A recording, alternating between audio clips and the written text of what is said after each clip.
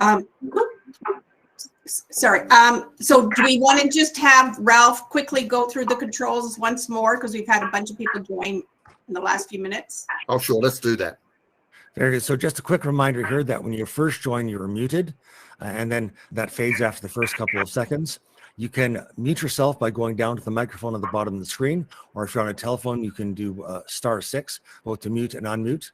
If we get a lot of sound coming from your call, background noise, things like that, then we will mute you, and then you have to unmute yourself if you're going to continue after that. If you have questions in the course of the meeting, you can type them in the chat function, and I will attempt to catch them as we go along. If it's a more complicated question, you may have to, may refer you to the appropriate board member or arrange to contact you after the meeting. But otherwise, we should be in good shape, and we are recording this meeting. Thank you, Ralph. So, hi, I'm Karen. I'm the secretary for the board, and we begin by acknowledging the Indigenous people of all the lands that we are on today. While we meet on a virtual platform, we'd like to take a moment to acknowledge the importance of the lands which we each call home. We do this to reaffirm our commitment and responsibility in improving relationships between nations and to improving our own understanding of local Indigenous people and cultures. We acknowledge the ancestral and unceded territory of all the Inuit, Métis, and First Nations people that call this land home. The OLBA is on the traditional territories of more than 130 First Nations, including the Anishinaabe Nation, the Anishinaabe Aski Nation, Grand Council Treaty 3, Iroquois, Chippewa, Haudenosaunee, and Wendat people, and many diverse First Nations, Inuit, and Métis people.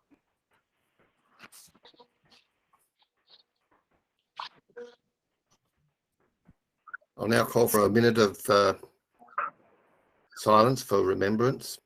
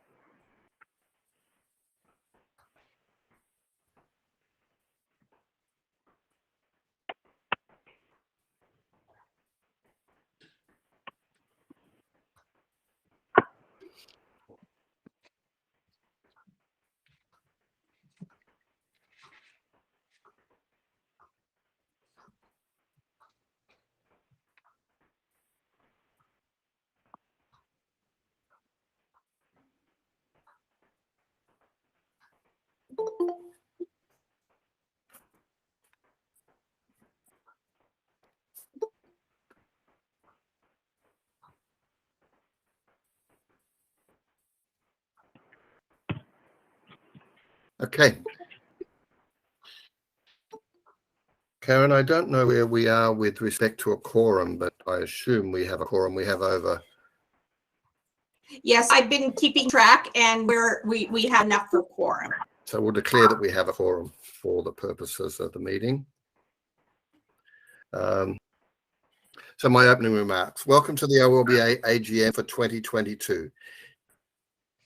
Today I want to welcome special guests, Ian Howard, Director, World Bowls, Catherine McGregor, President, Bowls Canada Bowling Green, and the district chairs and club representatives of OLBA.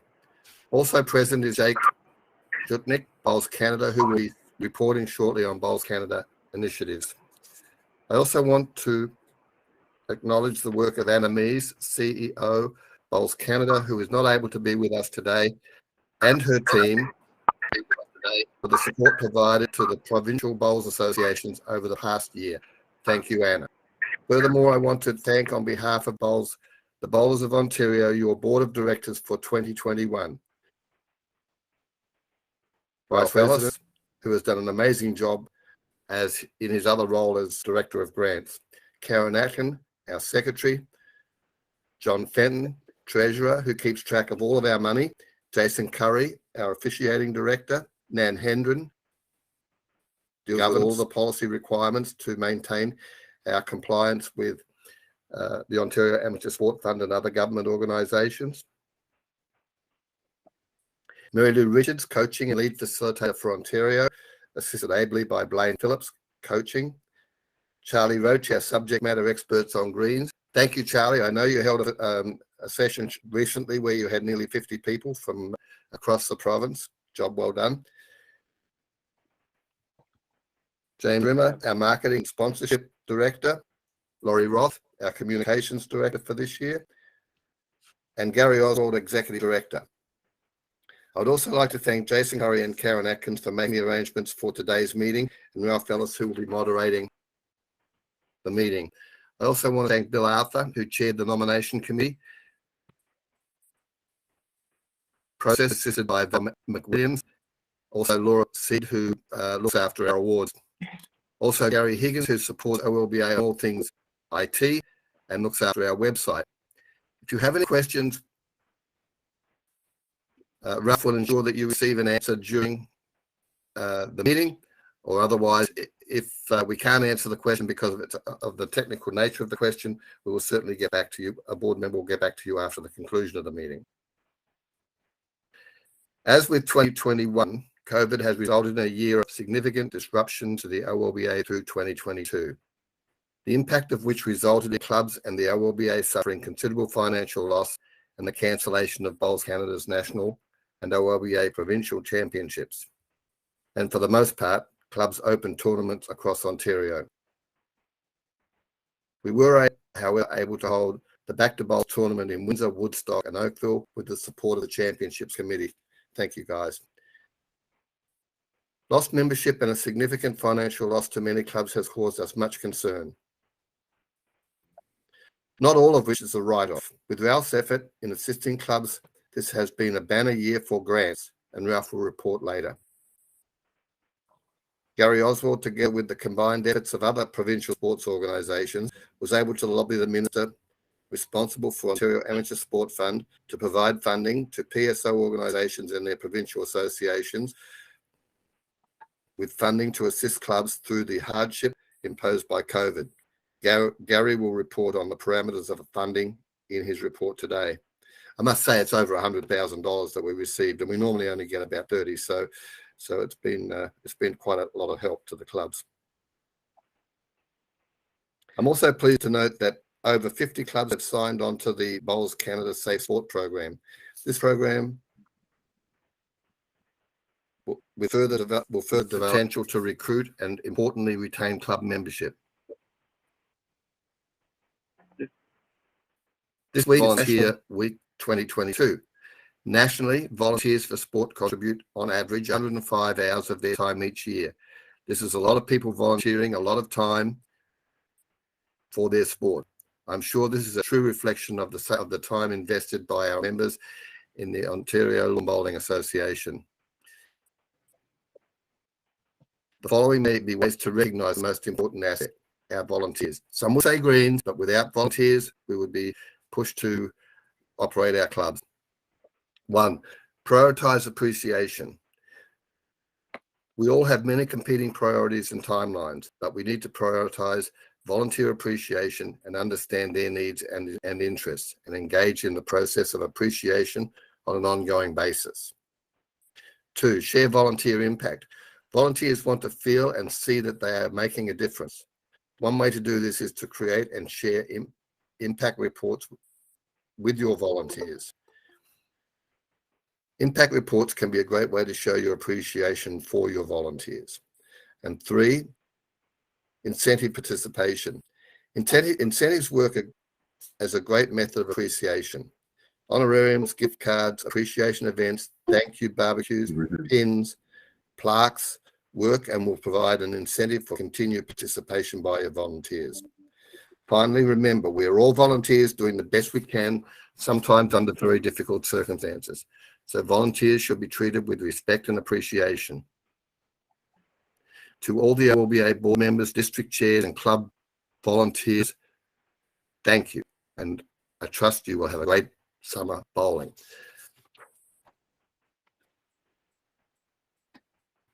Karen, if we can establish a quorum.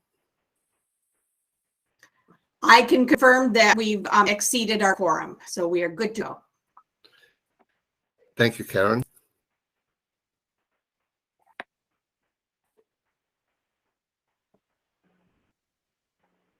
I need to ask if anybody has a conflict of interest. They should declare it now.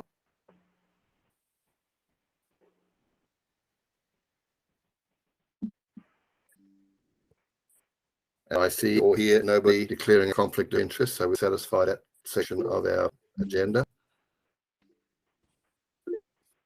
Approval of the agenda. Motion 1.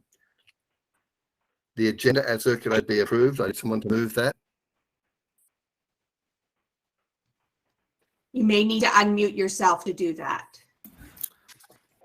James Renner will move it. James, thank you. I'll second that.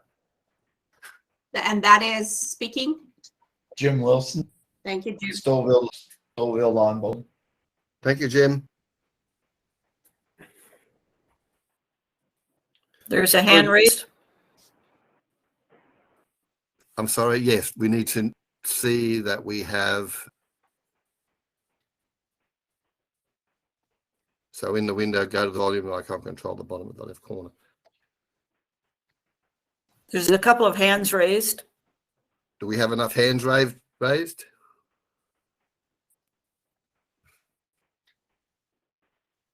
I think Let's go to the. one was raised before the agenda was.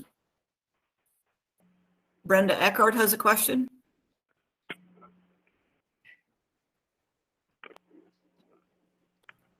I think that may be a volume issue on Brenda's part. I'm trying to work through that in the chat.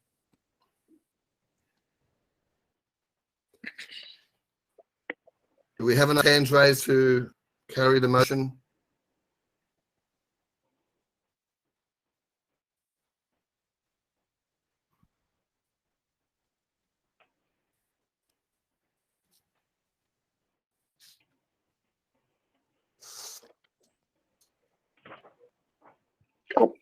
Philip, I might suggest for this kind of group voting, it might be better to do who is opposed.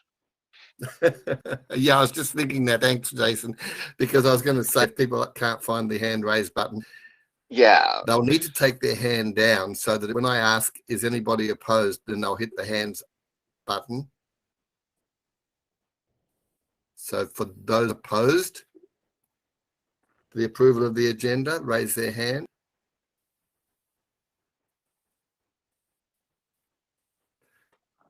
Dresden has their hand up.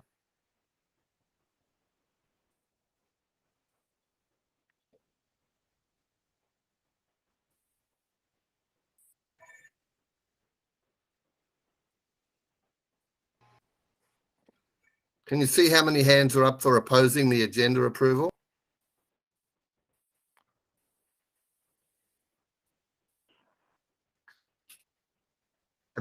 Have you got anything in the Ralph? Have you got anything in the chat? No, not about this. I think you've only got one hand raised in opposition. I think that may be an error, but okay.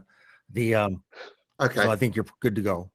Okay, thank you, Karen. So we'll approve the agenda as approved. Approval of minutes from the 2021 AGM.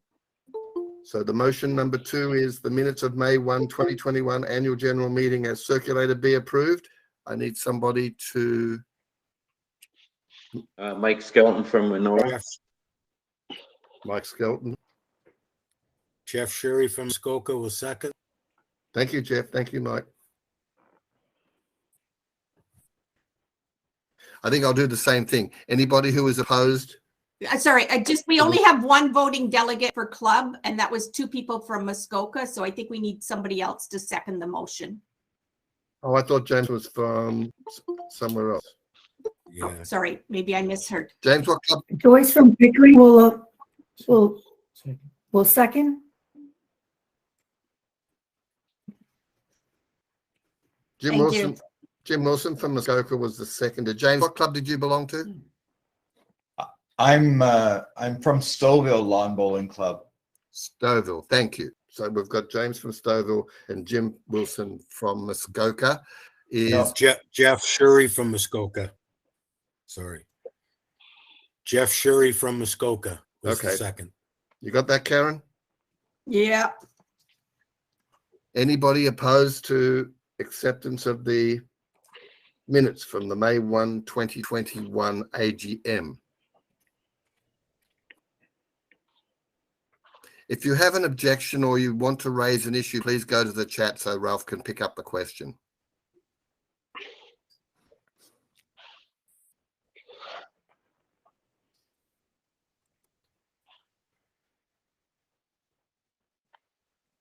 I see Kingston has a raised hand.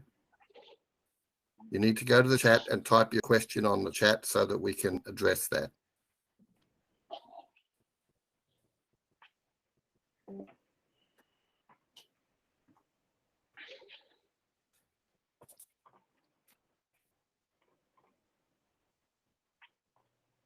Ralph, have you got any questions? A couple here and there, but I'm working my way through them.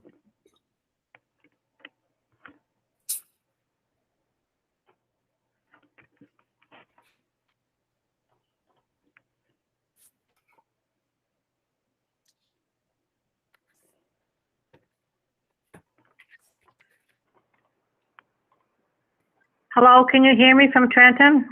Yes. I'm on the telephone. How can I vote? Shall I just say yes? Fine. Thank you, Trenton.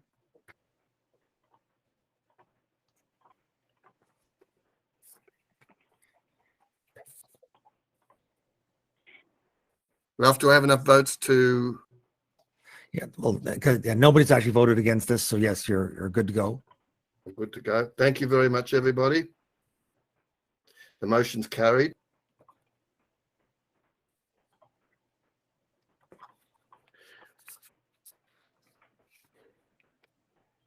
OLBA elections.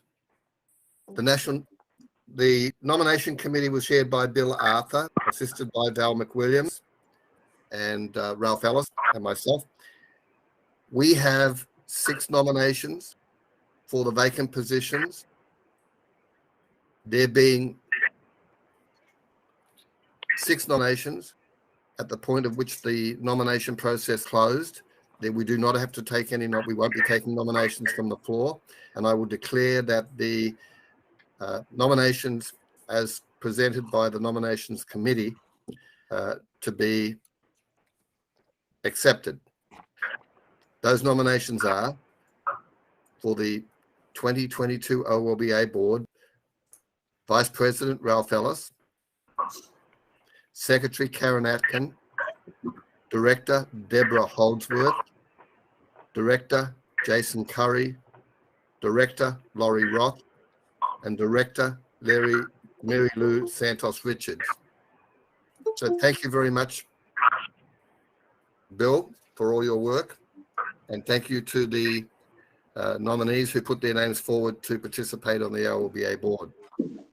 I also want to just mention that OLBA membership is about 50% female women, and we now have 5 of 12 members of our board of directors that are women. So we are close to parity, and I want to acknowledge that. Thank you. Jake Schutnick, are you there? Present.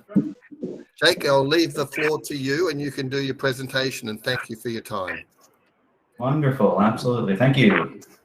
I am going to ask that everybody pull out their phone if they have one, so that you can follow along with my presentation. So if you do have a phone and if you're tech savvy, I'm going to ask that you go to menti.com, menti.com, and it'll ask for a code 89074567. And the reason I'm doing this is so that way I can ask you questions. You can all type it in, and then we can all see it on the screen live. If you don't have your phone, that's fine. You just won't be able to participate in the questions. So I'll give a few minutes for everybody to get to menti.com, menti.com, 89074567.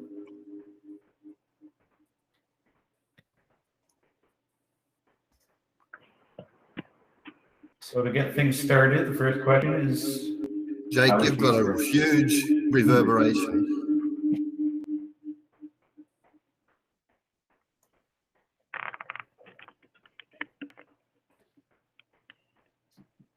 Is that coming from my end? Can I have that login information again? Slowly? Menti.com. MENTI, Menti.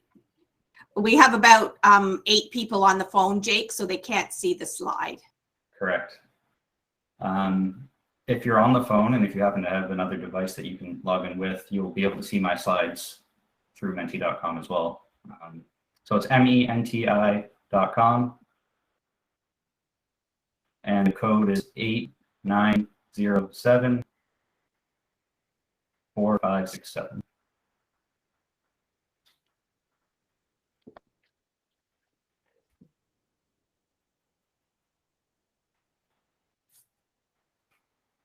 I'm sorry, how was your Easter or Passover?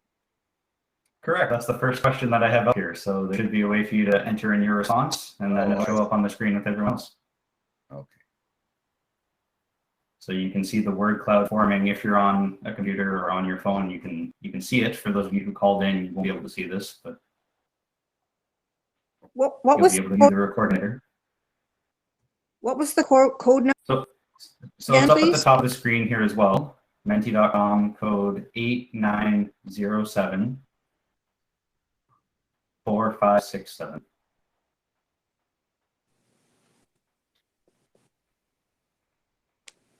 Eight 907-4567.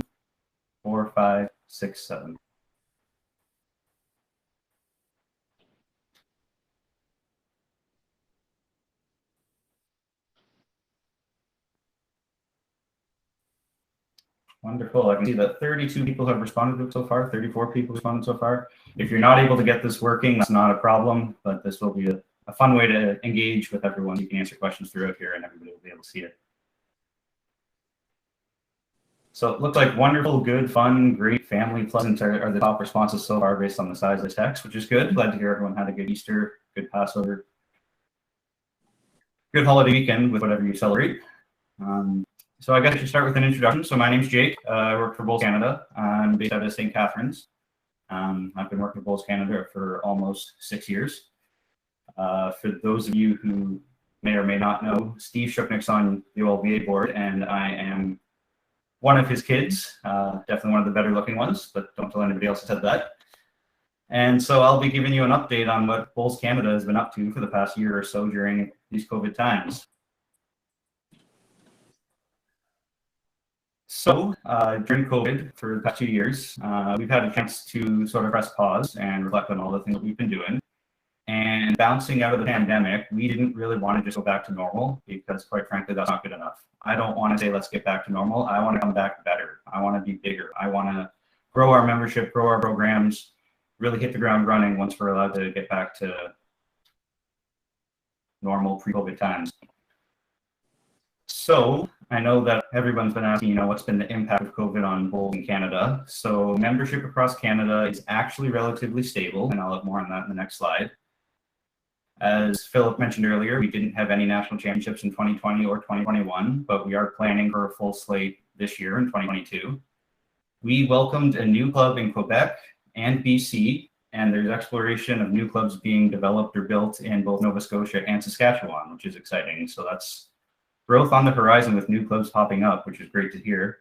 And obviously with COVID, we've transitioned to a lot of virtual things like today. And so we've transitioned our coach workshops, board training, webinars, and so much more to the virtual environment. So we're still able to create and develop programs. So another question now for all of you in Menti on menti.com. Question is, what do you think the total membership was for all of Canada in 2021?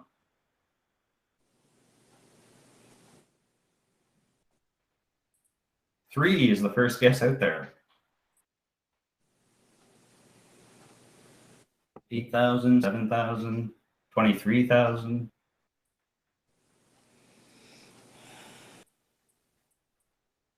Doesn't look, 2,000 is the only double guesser so far. 10,000, a couple of people are guessing. Okay.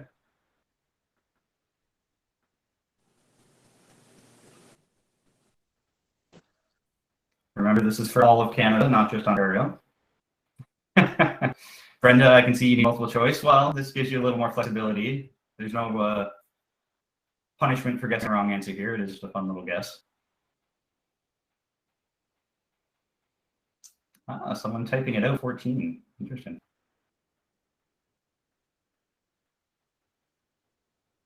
So far, I'm not seeing 50,000. Wow, that's a huge guess. Not seeing a correct number yet, I don't think. But 35 of you have answered. Seems like 10,000 is the most popular guess. And so the actual answer is 11,329.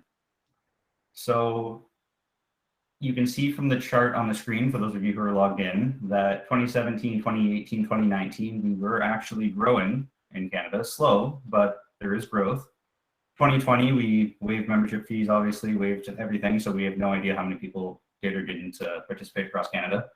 But in 2021, we had 11,329 members that reported as members. I suspect that's actually low. That's actually an undershoot, because a lot of clubs didn't open up until halfway through the season, or they didn't charge their members, or didn't keep track of full memberships for the full year. So I suspect that that number is actually a low ball. But this is super exciting, though, because even in the middle of a pandemic, we're almost back to what our numbers were pre-pandemic. So that's very encouraging to see. And I also wanted to point out, you can see the third bullet point on the slide there, Alberta, the entire province of Alberta, actually grew their membership 15% from where they were at pre-pandemic. So the pandemic was actually kind of a gift in disguise for them. They've grown. I think they went from like 800 members to 950 members or something like that. But growth is growth, and that's really exciting to see. So just so you know, that's where our numbers are at for all of Canada. Financially, just like everybody else, we took a pretty big hit during the pandemic. If you look at the years, 2019 and 2020, our fiscal year runs April 1 to March 31. So you can see pre-pandemic, we were doing fairly well with a touch over 600,000 for our revenue. But then once the pandemic hit, we lost over $100,000 in revenue. And you can see that we didn't charge any membership fees. And so Sport Canada filled in the gaps, I guess you could say. And so that really helped us out. So that way we could keep staff on, still keep the office open, and develop programs. On the expense side, just as you would expect, since revenues were down, expenses were down. But one of the things that's really exciting to highlight is that pre-pandemic, we were spending over $100,000 on national championships. And so in the pandemic, we didn't do that. But we were able to start new programs such as Para Bowls and Safe Sport and Gender Equity, which is part of what all of you should know with Belonging in Bowls. Part of it is a pilot we ran with Just Roll With It for para bowlers, which I'll be touching on more in a minute. But just because we had a pandemic and a lot of us weren't out on the greens doesn't mean we were sitting here doing nothing. We have done a whole lot of work over the past 2 years, and I'm going to touch on some of these projects in just a moment. As you can see from the list here, there are a boatload of projects on the go, and I don't have time today to cover all of these, from coaching, officiating, greens, para, championships, high performance, club development, long-term development, strategic planning, fundraising, and more. There's a lot of things that we have on the go, so I'm going to try and summarize the highlights of all of these relatively quickly. Next question on Menti: does your club have a coach who was trained in the past 5 years? Does your club have a coach who was trained in the past 5 years?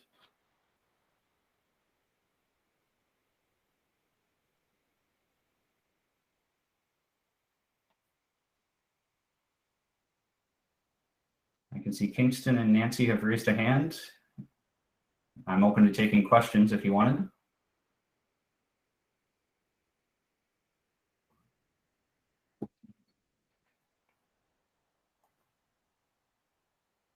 Nancy, I'm guessing you're raising your hand since you just sat through the club coach workshop, so you're saying that your club has? Yep. So this is actually quite interesting to see that 21 clubs say yes, 12 say no, and 8 are unsure.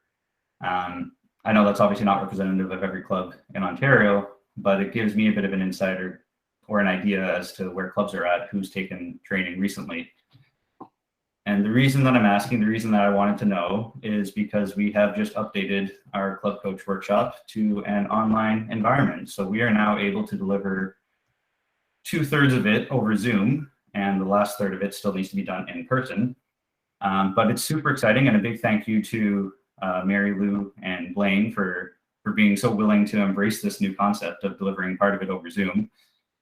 We have done 5 workshops so far since November of 2021, and the results are incredibly positive. So some of the evaluation feedback that we ask participants to answer in an anonymous survey at the end is, would you recommend this workshop to others? And just about 9 out of 10 say yes, they absolutely would.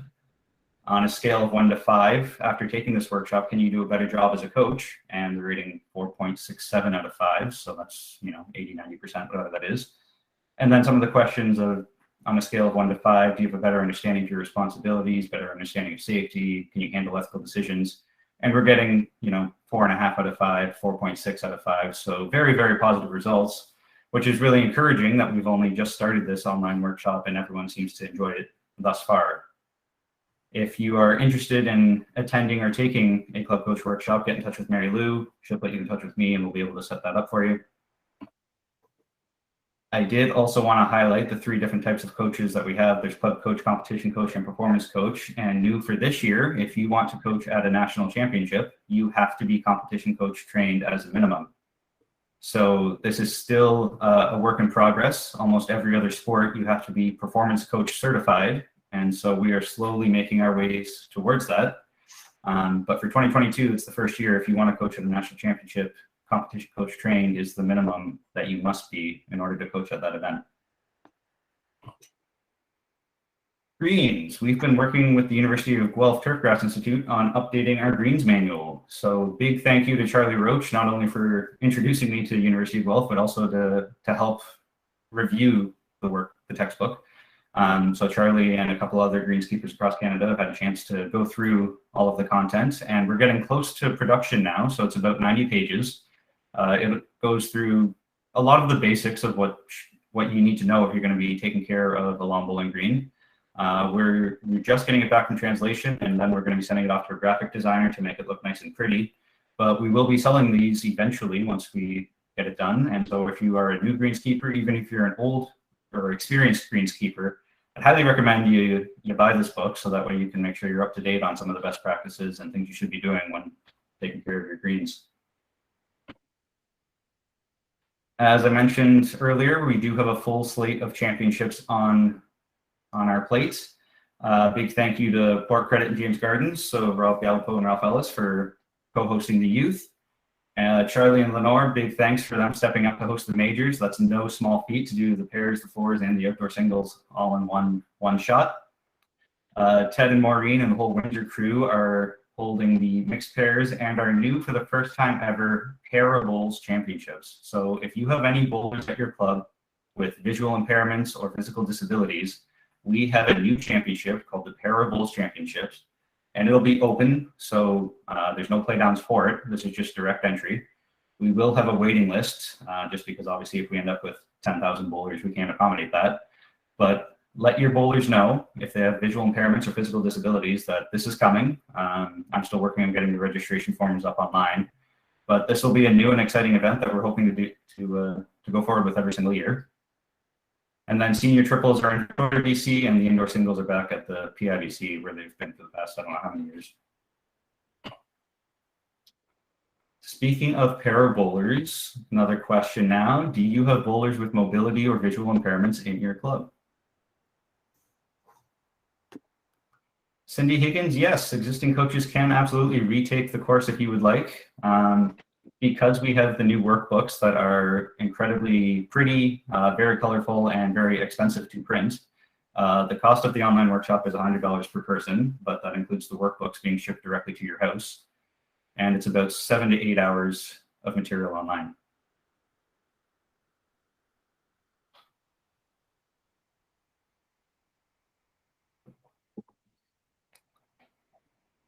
Not a problem. This is also very interesting for me to see which clubs have bowlers with mobility or visual impairments, because that's not something we typically ask for when we ask all of the provinces to report on their membership numbers. So we really have no idea how many bowlers in Canada have any sort of mobility or visual impairment.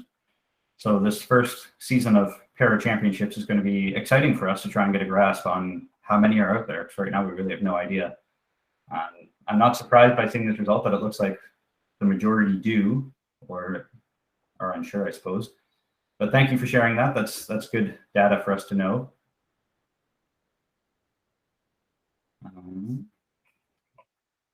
So during COVID, during the past year, we ran a pilot program at the Commonwealth Lawn Bowling Club in Edmonton, Alberta, and the Nepean Lawn Bowling Club in Ottawa, where we wanted to pilot what it would be like if we put out a call to say, hey, if you're a person with any sort of impairment, would you like to try lawn bowling for the first time? And so both Commonwealth and Nepean put out the call. They got some participants and ran a couple of pilot programs for us to try and introduce lawn bowling to people with disabilities or various abilities. And through that, we've developed a whole lot of resources, which are now actually live on our website. Under Get Involved or Get Started, there's a tab called Just Roll With It. And that was the name of our pilot program.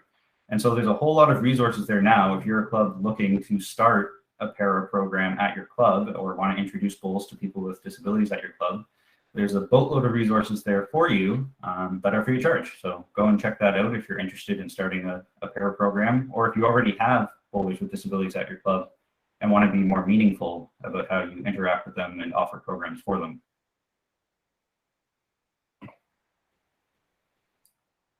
Based off of the pilot feedback, we also updated our Learn to Bowl leader guide. So now our Learn to Bowl kit that we sell, which comes with equipment, you can see the target mat there in front of you, as well as the leader guide, also has a section in there for how to teach the program to bowlers with various disabilities as well, to make it as inclusive as possible. Stay tuned to our website if you're interested to buy a Learn to Bowl kit, as we are going to be having our e-store launching shortly. Back to the Mentimeter. Has your club signed up for Belonging in Bowls?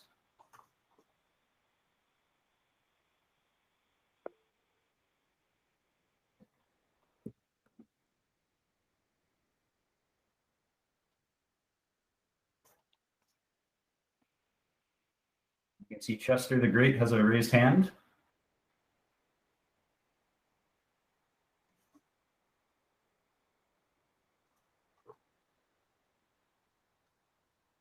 Yes to belong. Thanks, Jeff.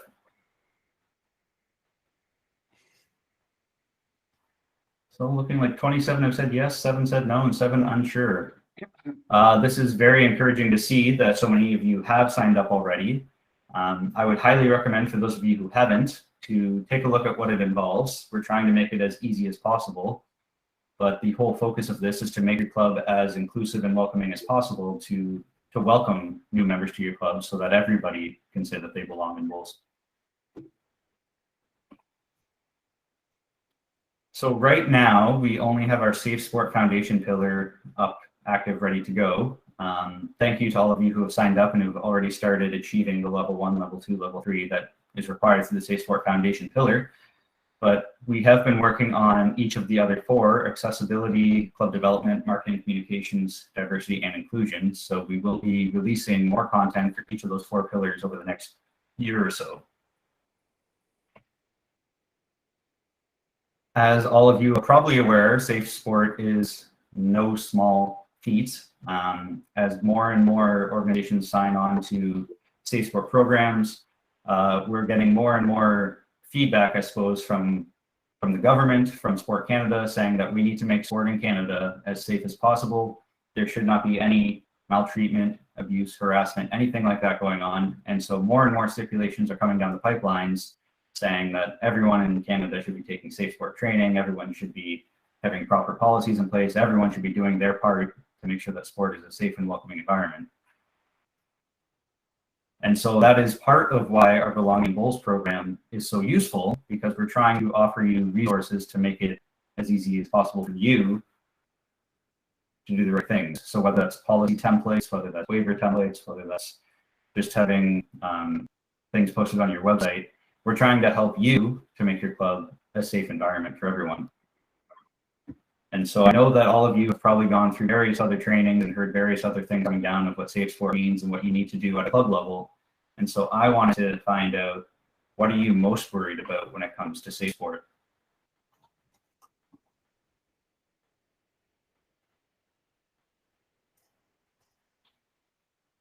I'm back. Welcome back, Brian. No comment. EI, that stands for Equity, Diversity, and Inclusion. Empathy, teasing, okay. Discouragement, injuries, confusion. Criticizing. Criticizing, okay.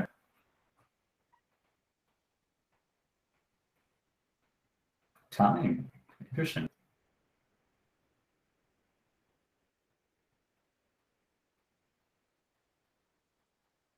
Negativity, why it's needed. Discounting, anger issues, tolerance, mobility, negativity. Overregulation, interesting.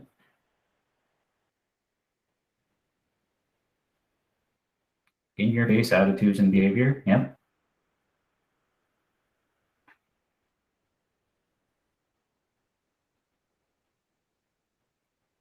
Poor sportsmanship.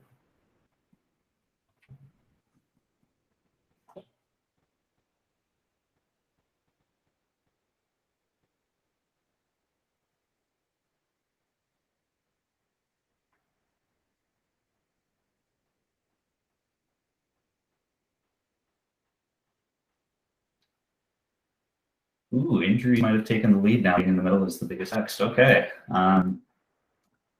Interesting.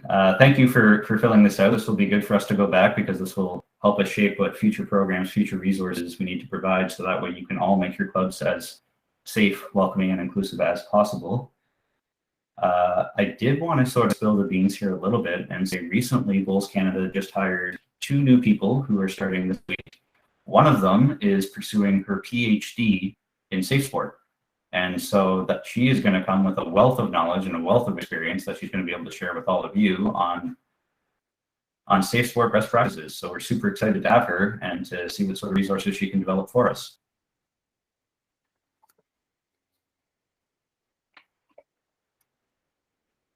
Marketing. So we have partnered with a company called Shortstop to reposition sport in Canadian society. So when you ask non-bowlers in Canada at large, what is lawn bowling? What do you think of lawn bowling? Most of them either are completely unaware that it exists or they think of old people wearing white. And so we want to change that image. We want people to think of bowls as more than that. And so we have hired a expert marketing team who have worked with a bunch of different sports to help us do that. And so they're coming up with a strategy and some resources for us that we will then eventually be sharing with all of you to try and change the image of lawn bowls so that we're not just old people wearing white, and so that more people are aware of us to begin with, because a lot of Canadians are completely unaware that lawn bowls is even a sport. So we're only in the early stages of working with this expert team. We'll obviously be sharing more details on that as we get them, but keep an eye out for that as we will be sharing a strategy for what's the best approach for us and hopefully some resources that all of you can use as well. Club development. So a while back, I was going club to club and putting on a in-person workshop on club development based off of the 4 quadrants here, which is stolen from Sport England, of how to run a club, how to run a sport club. And so I'm happy to announce that we are very close to launching 2 online courses completely free on our website. One is on mission, vision, and values, and the other is on planning. So creating an annual plan, creating a strategic plan. And so if you are a club board member, I would highly, highly, highly recommend that you go and check that out. They're both about 30 minutes. You will need to log into an account on our site, but it's free training to help you develop a mission, vision, and values for your club and to help get you thinking about how to make a plan. Because if you don't have a plan, then your club's probably not doing so well. We are also developing something we call Club in a Box. So this includes a whole lot of templates, such as bylaw templates, a nonprofit manual with policies and other best practices, a volunteer manual, and we're also going to have some governance training that we sourced from another company. So stay tuned to that as well, because there will be more free resources for you to use on how to run your club. And so speaking of bylaws, I did want to mention that if you hadn't heard, October 19th, 2021, the Ontario Not-for-Profit Corporation Act now came into effect. And so what that means is every not-for-profit in Ontario that's incorporated has 3 years to update their articles or amend their bylaws to be compliant. And after the 3-year time frame, if you have not done so, you will automatically be deemed to have them amended. And so that means if you do not update your bylaws, they may now be conflicting with the Act, and the Act will take precedence. So that might mean your bylaws are out of date or don't really make sense anymore. So there are a lot of new changes that we need to consider, such as new eligibility criteria for directors, minimum and maximum number of directors and terms, how to financially report, and much, much more. We have actually hired Sport Law to come up with some draft template bylaws for all 9 provinces. And so I'm working on getting that posted as well. But that'll be templates for you to use. So you can just insert club name here, insert how we handle this process here, and boom, you have a new set of bylaws ready to go. I did also want to alert you to the Ontario Business Registry. So there is now a new online platform that you can file your forms through. So whether that's submitting your annual filings, whether that's updating the number of directors or who your directors are, you can do all of that online now, which is a lot easier than snail mail in the past. You do need to register and get a corporate key. It's not that difficult, but it might be the only way going forward that you're going to be able to file your forms. So I'd suggest you take a look into that. To learn more about what the Not-for-Profit Corporations Act means, I would recommend you go to sportlaw.ca and look for their webinar. They did a 1-hour-long webinar back in October or November, where Steve highlights all of the differences, all of the changes, and what it means for not-for-profit organizations in Ontario. So I'd highly recommend you go and watch that if you're not sure what's changed or why it matters. Bulls Day. Has your club signed up for Bulls Day?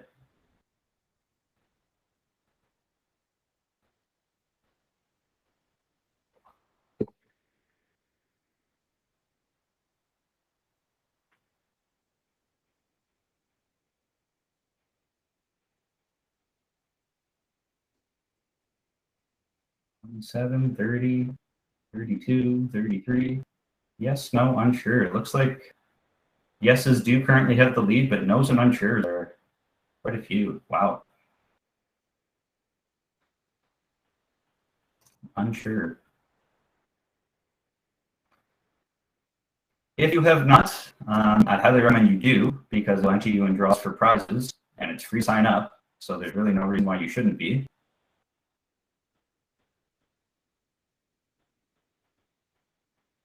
$20 yeses, 18 no's or unsure, so almost about 50-50 of yes versus no and unsure.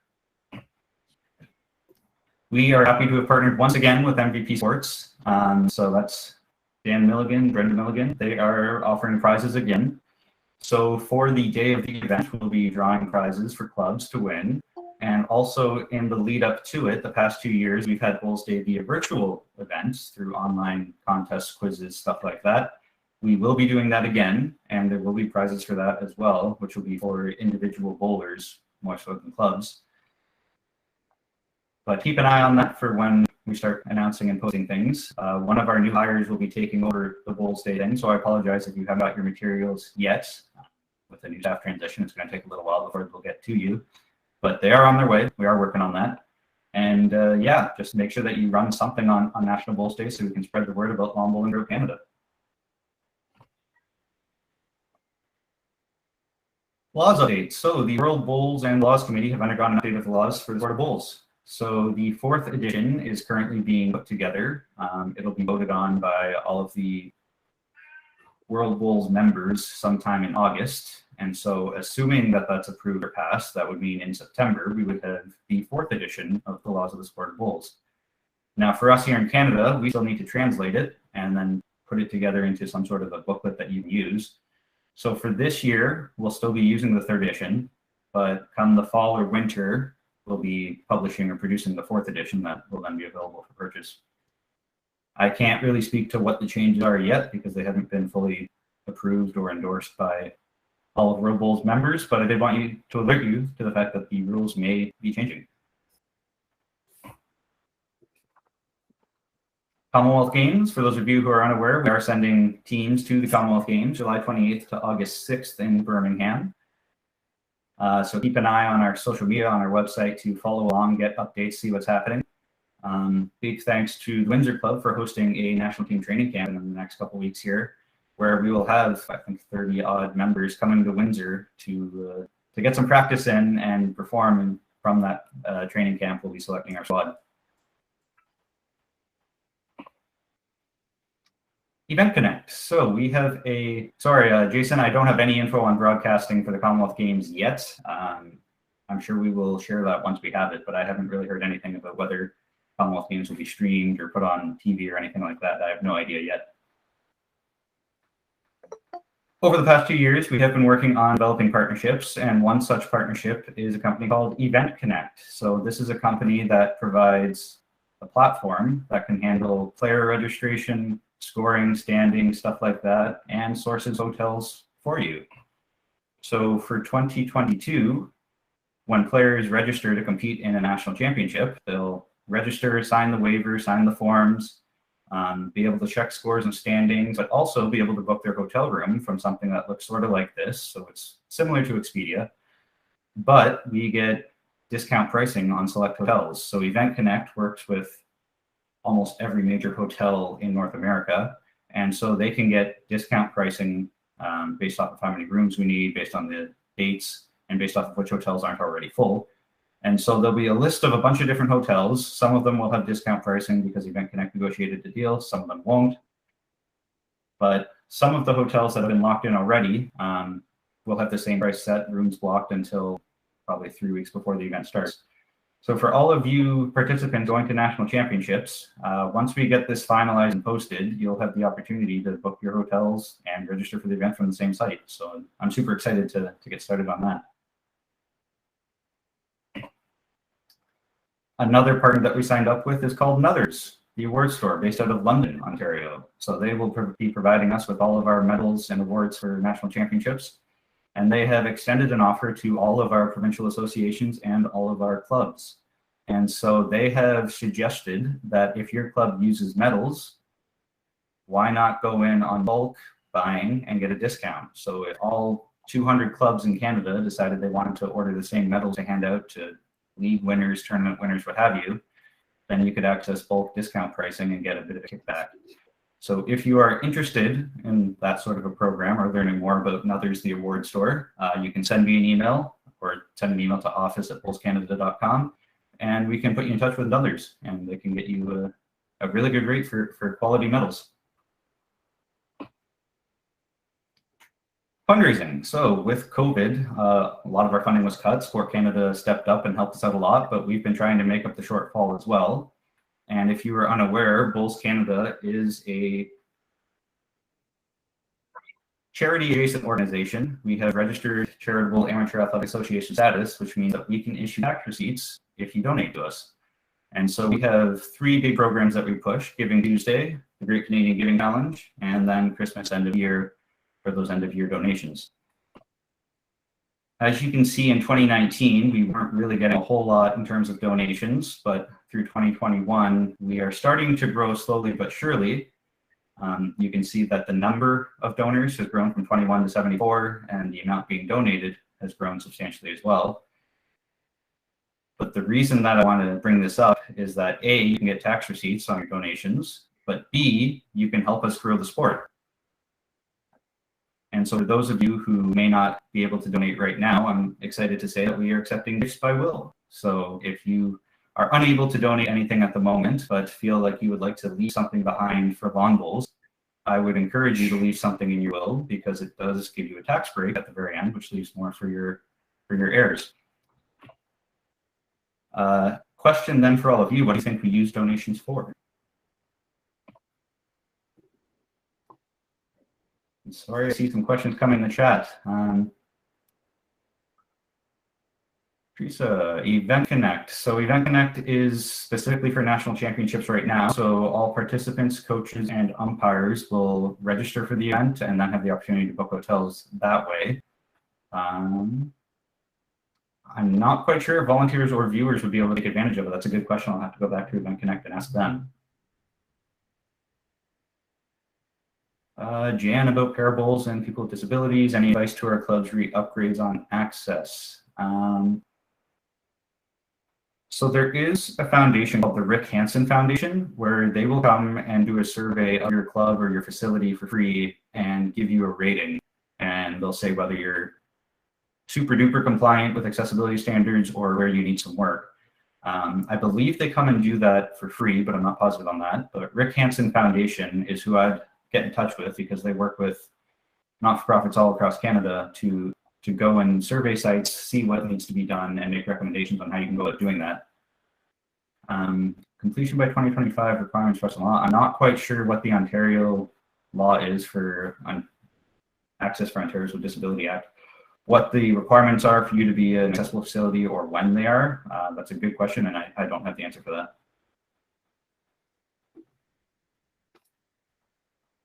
Back to this, providing resources, developing programs, coaching, officiating, and growing the sport. Great, great, great. Glad to hear that all of you are thinking that donations go right back into the sport, because they do. And so one of the many things that we're able to do with donations that we did a while back was create videos. And for those of you who haven't seen this yet, take a look.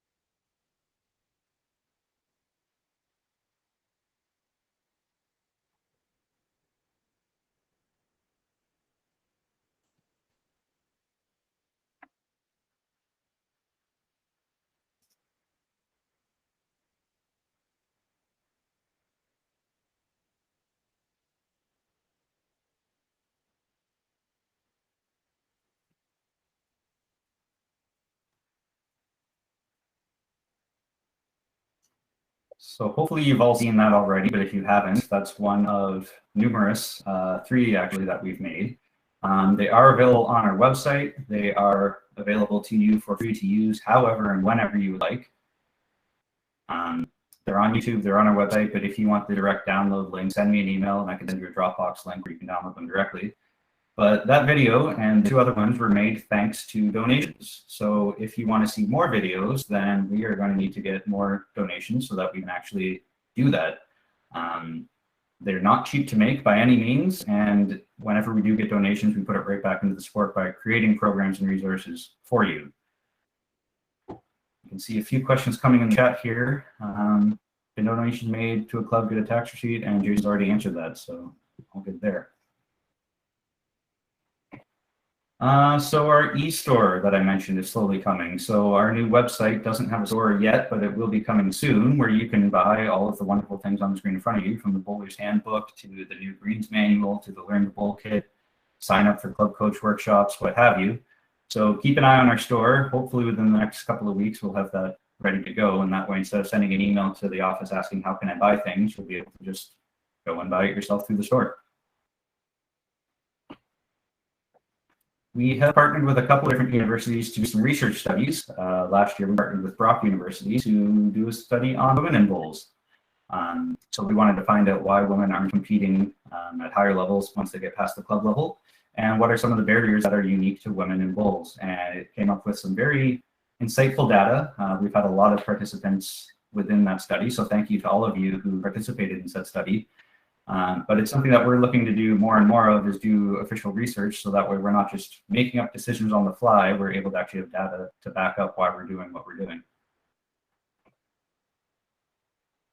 And just about near the end here, the last thing I wanted to mention is that our vision is to bring Canadians together through bowls. And so with your help and support, we can do that. So we are here to support you, the club, you, the bowler, and we truly want to see all Canadians coming together through bowls. So help us to help you. If you are not already subscribed to our newsletter or social media channels, what have you, please do so. especially our weekly newsletter, This Week in Bowls, because that's our biggest way to communicate to all of you any new changes that are coming, any new resources that are being produced, any new materials, products, what have you. We typically put it in our newsletter. So if you're not signed up yet, then head on over to our website, bowlscanada.com, and go and subscribe to our newsletter. So that way we can communicate directly with you. And we are on Facebook, Twitter, Instagram, and YouTube, so you can check us out there too. I think that's it for me. Any last questions in the chat before I stop talking?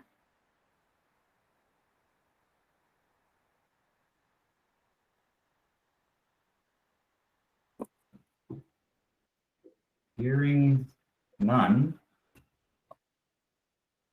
I think I'm done. So, Jake, thanks so much for that. That was very informative. And I'm sure the clubs will have more questions as time goes by and they think about your presentation. So if anybody's got any questions, just contact Jake after the event. Let's have a 5-minute break. I know there's no lineups for washrooms, but let's have a 5-minute break and then we'll come back and start our director's reports. Enjoy your day, Jake. You're welcome to stay, by the way. All right, thank you. Oh, and I also want to thank you, Jake, for participating in the coaching session last week up at Richmond Green. So if you get a chance to send me an email on your thoughts about whether the facility would qualify for a national indoors, we'd appreciate that information too.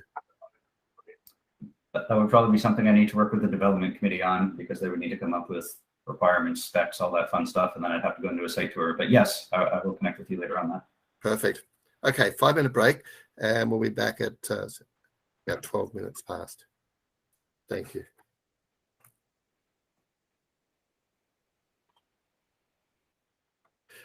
James, are you there?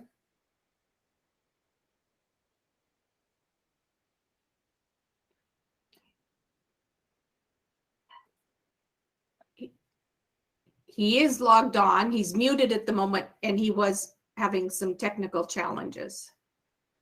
So we'll put James on whenever he gets back online. So,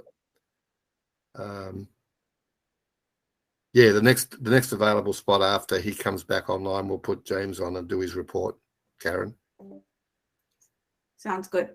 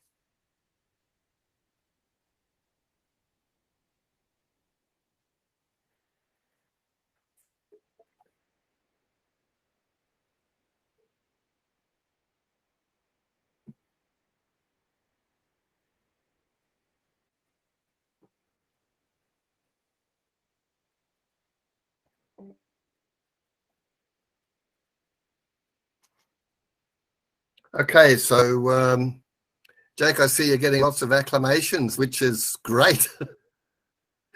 And just supporting your efforts at Bowls Canada as well. So fantastic. Thank you. All right. Director's report. We'll start with our director's report with our executive director, Gary Oswald. So Gary, you there? Yes, thanks, Phil. A CBC reporter, when commenting on the death of legendary actress Betty White, remarked, "Well, the death of the iconic Betty White on New Year's Eve just simply put an exclamation mark on how terrible 2021 was. Back in the spring of 2020, many of us thought that 2021 would provide some welcome relief from the pandemic challenges. While it's true the year was challenging, there was reason for optimism. We had lived through one of the worst years in our collective lives. It simply couldn't get any worse, right? There were vaccines that would soon be available to everyone. Businesses had started to reopen. Sports were being played again. And all the amateur sport associations, including the OLBA, had an advantage for 2021 compared to 2020. We had a COVID playbook, which would provide a course of action on how to guide sports safely. As we entered the 2021 season, the impact of 2020 was just coming to light. Bowls Canada released results from a survey of the previous season, and this was learned. Across the country, clubs encountered the following declines: 74% average drop in membership dues, 90% drop in corporate bookings, 90% drop in lawn summer nights, nearly 100% drop in coaching fees, and a 60% decrease in fundraising. Overall, clubs on average saw revenue drop by 73%. Clubs on average exhausted 1/3 of their reserve funds to operate. 39% of the clubs did not charge membership fees, and 30% charged 50% or less. Clearly, the impact of 2020 was harsh, and no one knew whether it would be carried on in 2021 or whether 2021 would be known as a year of recovery. Regardless, the OLBA needed to move on with business as usual, including the reinstatement of membership fees. Clubs were urged to encourage their members to be vaccinated so they could participate in club activities to assist volunteers, to keep the lines of communication open with their membership, keep or start applying for as many grants as possible, and encourage their members to join the club even if they couldn't bowl right away. At this time last year, things did not look very rosy. The government of Ontario had announced a state of emergency and issued a stay-at-home order. Case rates, hospitalizations, and ICU occupancy were increasing rapidly, threatening to overwhelm the healthcare system. The number of COVID hospitalizations in the province had increased by 28% in a matter of weeks.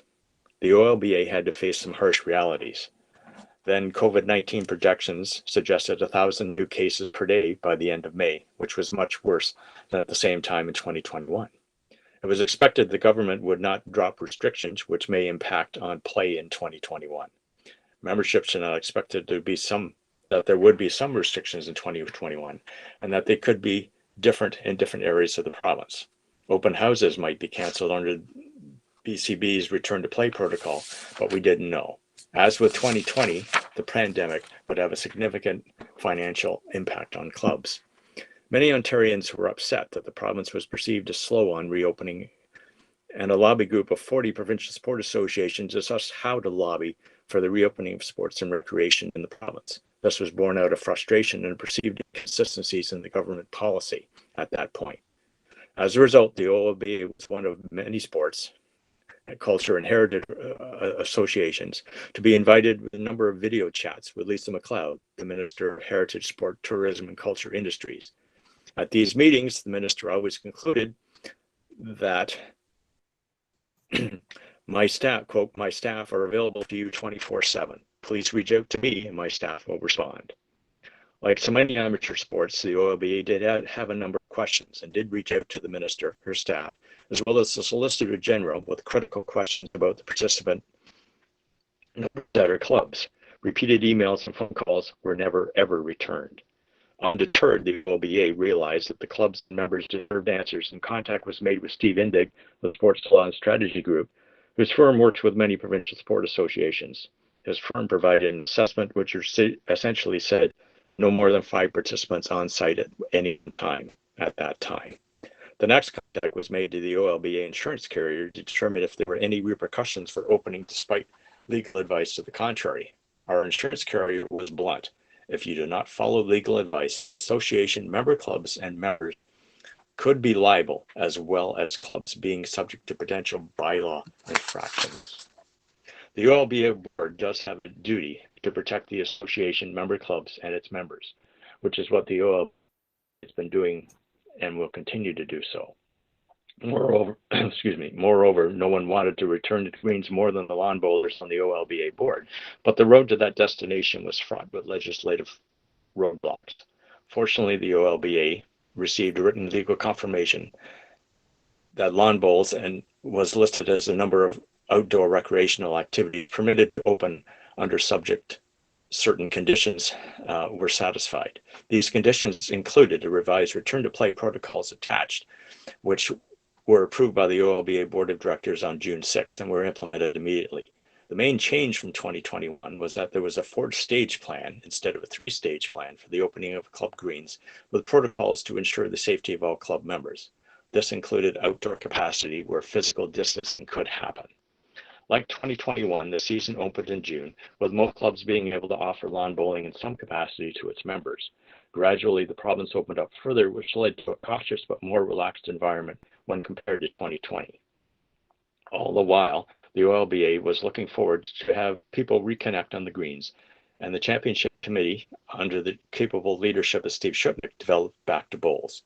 This multi-city, multi-discipline event allowed provincial bowlers to gather and compete in the sport that they love in a safe and secure environment. Back to Bowls was a huge success and was the only interprovincial bowling tournament to be held during 2021. As the vaccines rolled out and people began to get their recommended second shot, the world got to know about another Greek letter. That one was Omicron. After suffering through 1.5 summers of restricted play and having tackled the Delta variant, a new and more rapid variant became known to the world. So, as the 2021 bowling season drew to a close, the OLBA and its member clubs hoped that 2022 would provide some light at the end of the tunnel. In the past 12 months, despite the cancellation of provincial and national tournaments, the OLBA saw a sooner opening to the season when compared to 2021, but was reason to be optimistic. I think that there was. People were still getting sick, but the vaccinated were not getting as sick. Hope that the pandemic would ultimately become an endemic. Vaccines still work. Other tools such as testing, ventilation, and masks were available. When the pandemic dominated the headlines in 2021 and into 2022, there were some success stories that were completed since we last formally met. As noted, Back to Bowls was a huge success and brought smiles to lawn bowlers province-wide. More clubs opened their doors in 2021 than in 2020, and those that had opened in 2020 got to open sooner than in the previous year, with less angst. The OLBA was successful in their amateur sport funding, generating close to $30,000, as well as receiving an initial payout of close to $6,000 in COVID relief funding from the government of Ontario. All of the $6,000 was passed on to our member clubs. More recently, this was complemented by another $76,000 in COVID provincial relief funding, which will also be passed on to our clubs. Just to note that the deadline for submitting your documentation to Steve Fanton to be eligible for the funding expires tomorrow. So if you haven't got it in, please do so as soon as possible.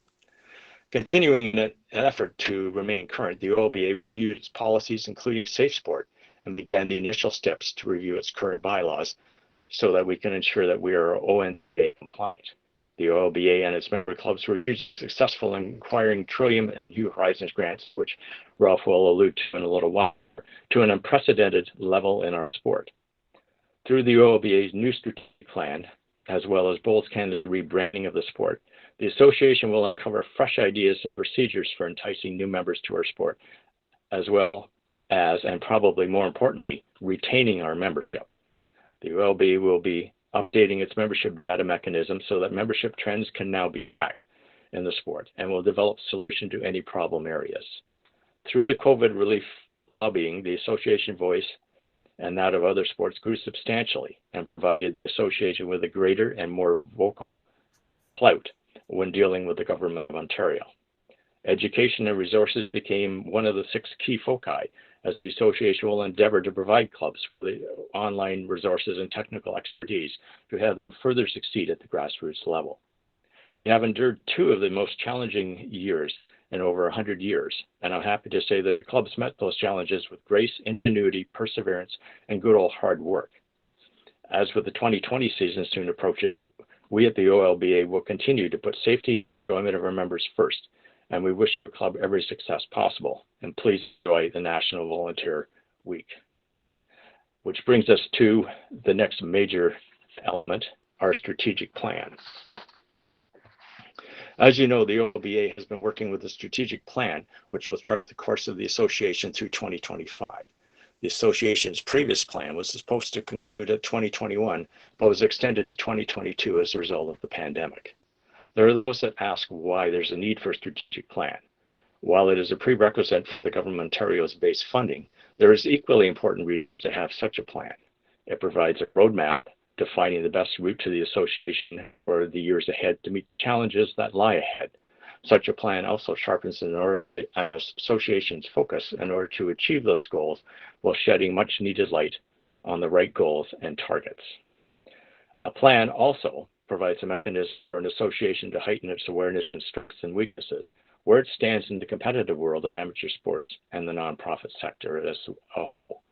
The OLBA's road to 2025 began last February. Intense discussion sessions by the OLBA board, moderated by an independent facilitator, were held. Discussions were held both collectively and in breakout sessions. Those participating were first asked to review the last strategic plan to determine the level of success in achieving those goals. While much was accomplished, the pandemic of the last 2 years certainly made it challenging to achieve some of the existing goals. The next step was to determine what the priorities for the association should be, to take those 15 to 20 items and mold them into a select number of strategic pillars. The board was in agreement on what the 15 to 20 items should be, but not necessarily in agreement with the degree of priority. Moreover, it became clear that many of the priorities, which became strategic pillars, were intertwined. As you will note from the documents that have been circulated to you, as well as the strategic plan on the OLBA website, 6 distinct pillars were identified. They were membership, equity, diversity and inclusion, education and resources, financial resources and funding, communication, and long-term athlete development. I'll now provide you with a Reader's Digest version for each of the pillars and attempt to judge high points. Membership. Membership is declining and has not been helped through the last trying seasons. However, I have to admit that the dire membership reductions going forward of the pandemic were not realized. Clubs do a relatively good job in recruiting members. However, membership retention is a concern, and it is an issue in sports as well. When I worked in skating, national membership retention was around 40%. Ringette has seen their numbers drop by 35% over the last 5 years in Ontario, largely due to the popularity of women's hockey. Need to be taken to determine why people are leaving the sport, because we can't address a problem until we understand what the problem actually is. A 2020 survey conducted by Bowls Canada determined that many members leave the sport because of a bad experience. Whether it's the case of the OLBA, it's too early to tell. Perhaps there's just too many recreational and leisure alternatives out there for people. However, the OLBA is looking forward to acquire a new database system which will allow us to track membership, particularly membership retention, and follow up to determine the cause for the challenges in membership retention. How will we do this? The OLB will support membership growth on the club level, examine the prospect of offering flexible and appealing game formats, enhance volunteer recognition, as well as major push on youth program development. The bottom line is that we need to provide all members and prospective members with an experience for which they want to come back to the greens. The second pillar, equity, diversity, and inclusion. Again, we need to provide a comeback experience for our members. One of the components of that comeback experience is to provide our members with a safe environment. The OLBA is firmly committed to ensuring that members practice safe sport and offer safe environment for our members. In recent times, sport has been plagued by issues of member safety, whether it's the Greater Toronto Hockey League and the racism allegations outlined last month in the Toronto Star, the allegations of abuse and bullying in the national gymnastics and wrestling communities, or the racism issues raised and improperly dealt with by the NHL Chicago Blackhawks, we must ensure that we do not become the next headline or soundbite. The third pillar, education and resources. So we told you what we would like clubs to do. That's the first step, but it will only be accomplished if we provide clubs with the tools to move forward.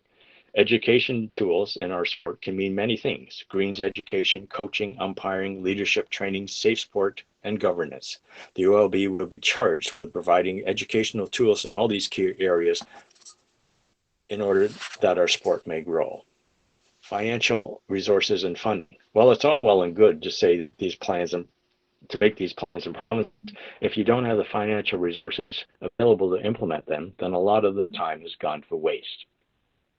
The OLBA is committed, therefore, to recovering from the financial challenges of the past two seasons by diversifying its funding base and providing resources and expertise for clubs to increase their local funding. We are only as strong as our club base.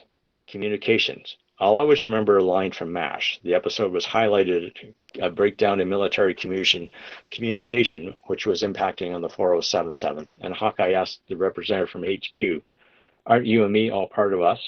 Well, we are. The OLB looks to increase the level of communication internally with our clubs, our members, and etc., while increasing our visibility externally. We want a greater exchange of information and ideas between the association and our members and our member clubs, particularly those clubs for which we're currently having communication challenges.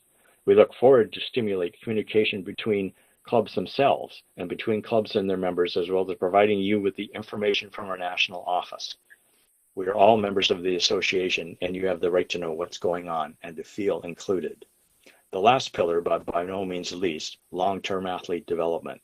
In the eyes of the provincial sport ministry, this is a paramount pillar. When one thinks of athlete development, there's a tendency to think of elite competitive athletes. However, many sports associations, it's the recreational athletes that greatly outnumber the competitive ones and who, quite frankly, pay the freight. The OLBA is committed, therefore, to focusing on the competitive and recreational bowlers through the availability of such things as on-green programs. As noted in the documentation that had been provided previously, LTAD also provides coaches, greenskeepers, officials, encompassing both current and future members. Many of our action plans here involve communication again, but also an extensive review of our current LTAD state. So where do we go from here? This is a very ambitious project, and with apologies to author Lewis Carroll, if you don't know where you're going, how will you know when you get there? So what's the next step? You will note from our strategic planning document that action and measurement criteria are listed, but no details on who ensures that these plans are being achieved. That's because the strategic plan was the first step of the process. Step two, which is equally, if not more important, is the operational plan, whereby areas of responsibility, specific assignment of tasks, and timelines will be presented to and finalized by the board of directors so that these objectives can be realized between now and 2025. You know, associations have a tendency to be rather myopic when it comes to strategic plans. Sometimes they get so bogged down with the day-to-day business that they don't realize what's being accomplished strategically. While the association, and the world for that matter, encountered immense challenges for the past 25 months, it's hoped that the OLBA will emerge from these memorable times with renewed vigor, purpose, optimism to put these plans into action. Thank you.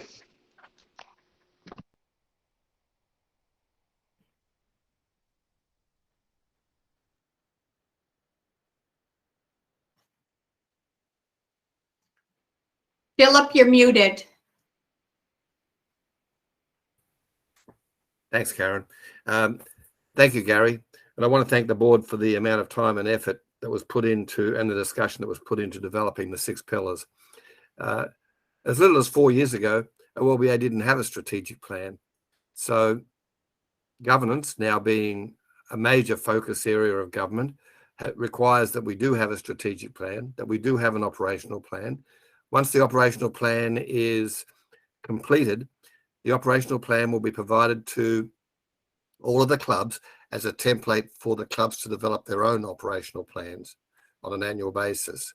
So look forward to that. Okay.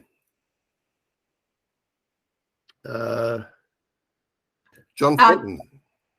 Just before we go to John, is James able to unmute and do his report? I know he's been having technical issues.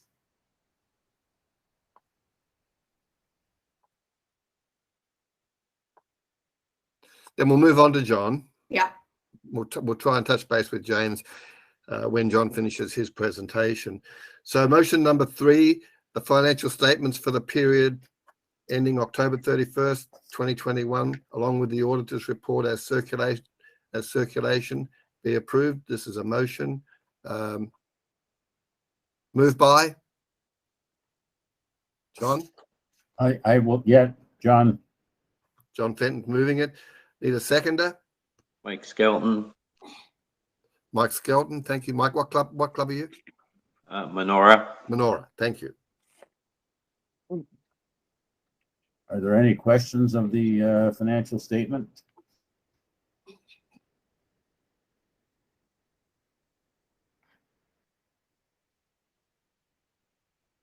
Seeing none. Anybody opposed to acceptance of the financial statements for the period October 31st, 2021? And if nobody is opposed, then the motion is carried. I only have one question, and that I'm Jim Wilson from Stouffville.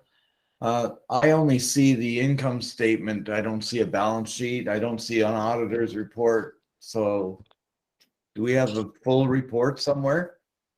It's on the website. The entire report is on the website. Okay. Okay. So you can check that out on the website, olba.ca. See what happens? What's that? Motion number 4, the 2022 budget as circulated be approved. Moved by John. John. I haven't seen the budget. No, I don't do nothing. And seconded by Jeff Shurry, Muskoka. Jeff Shurry. Thank you, Jeff Muskoka.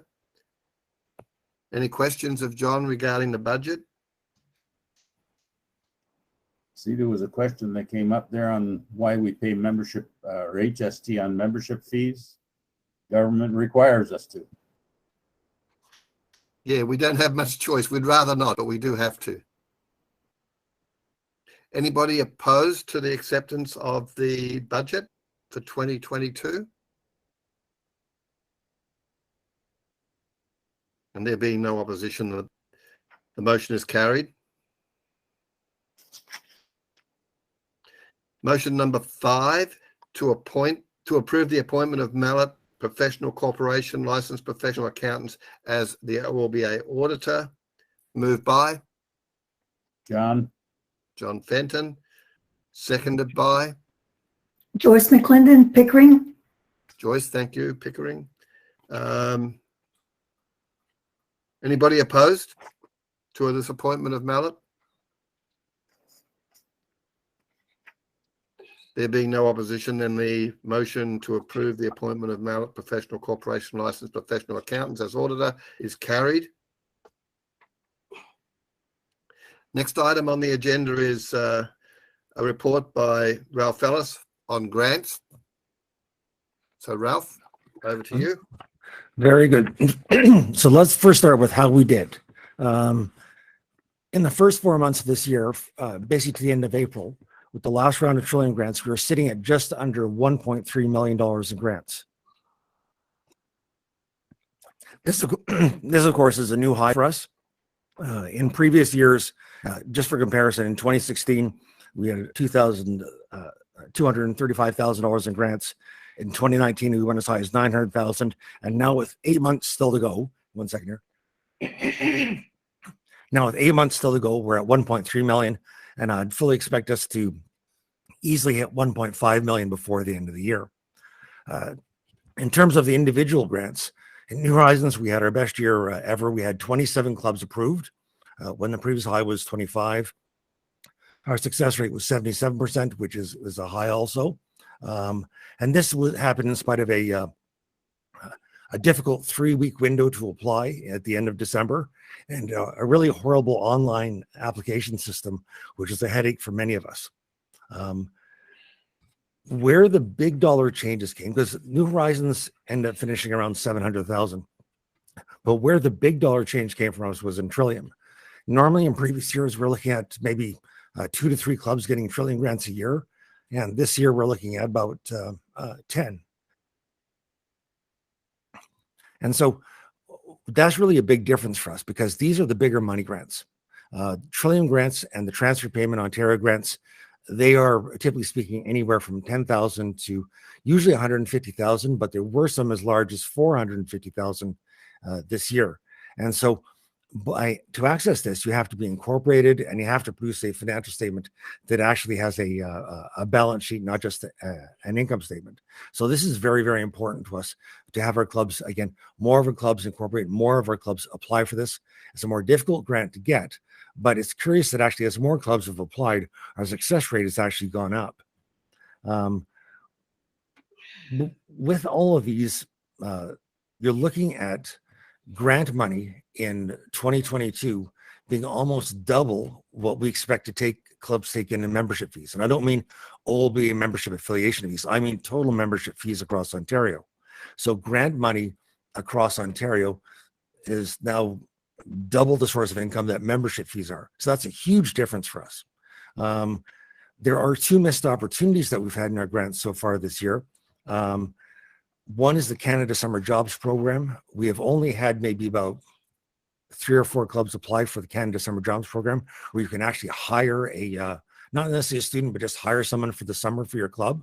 In the past, Muskoka has taken advantage of this. Calgary has.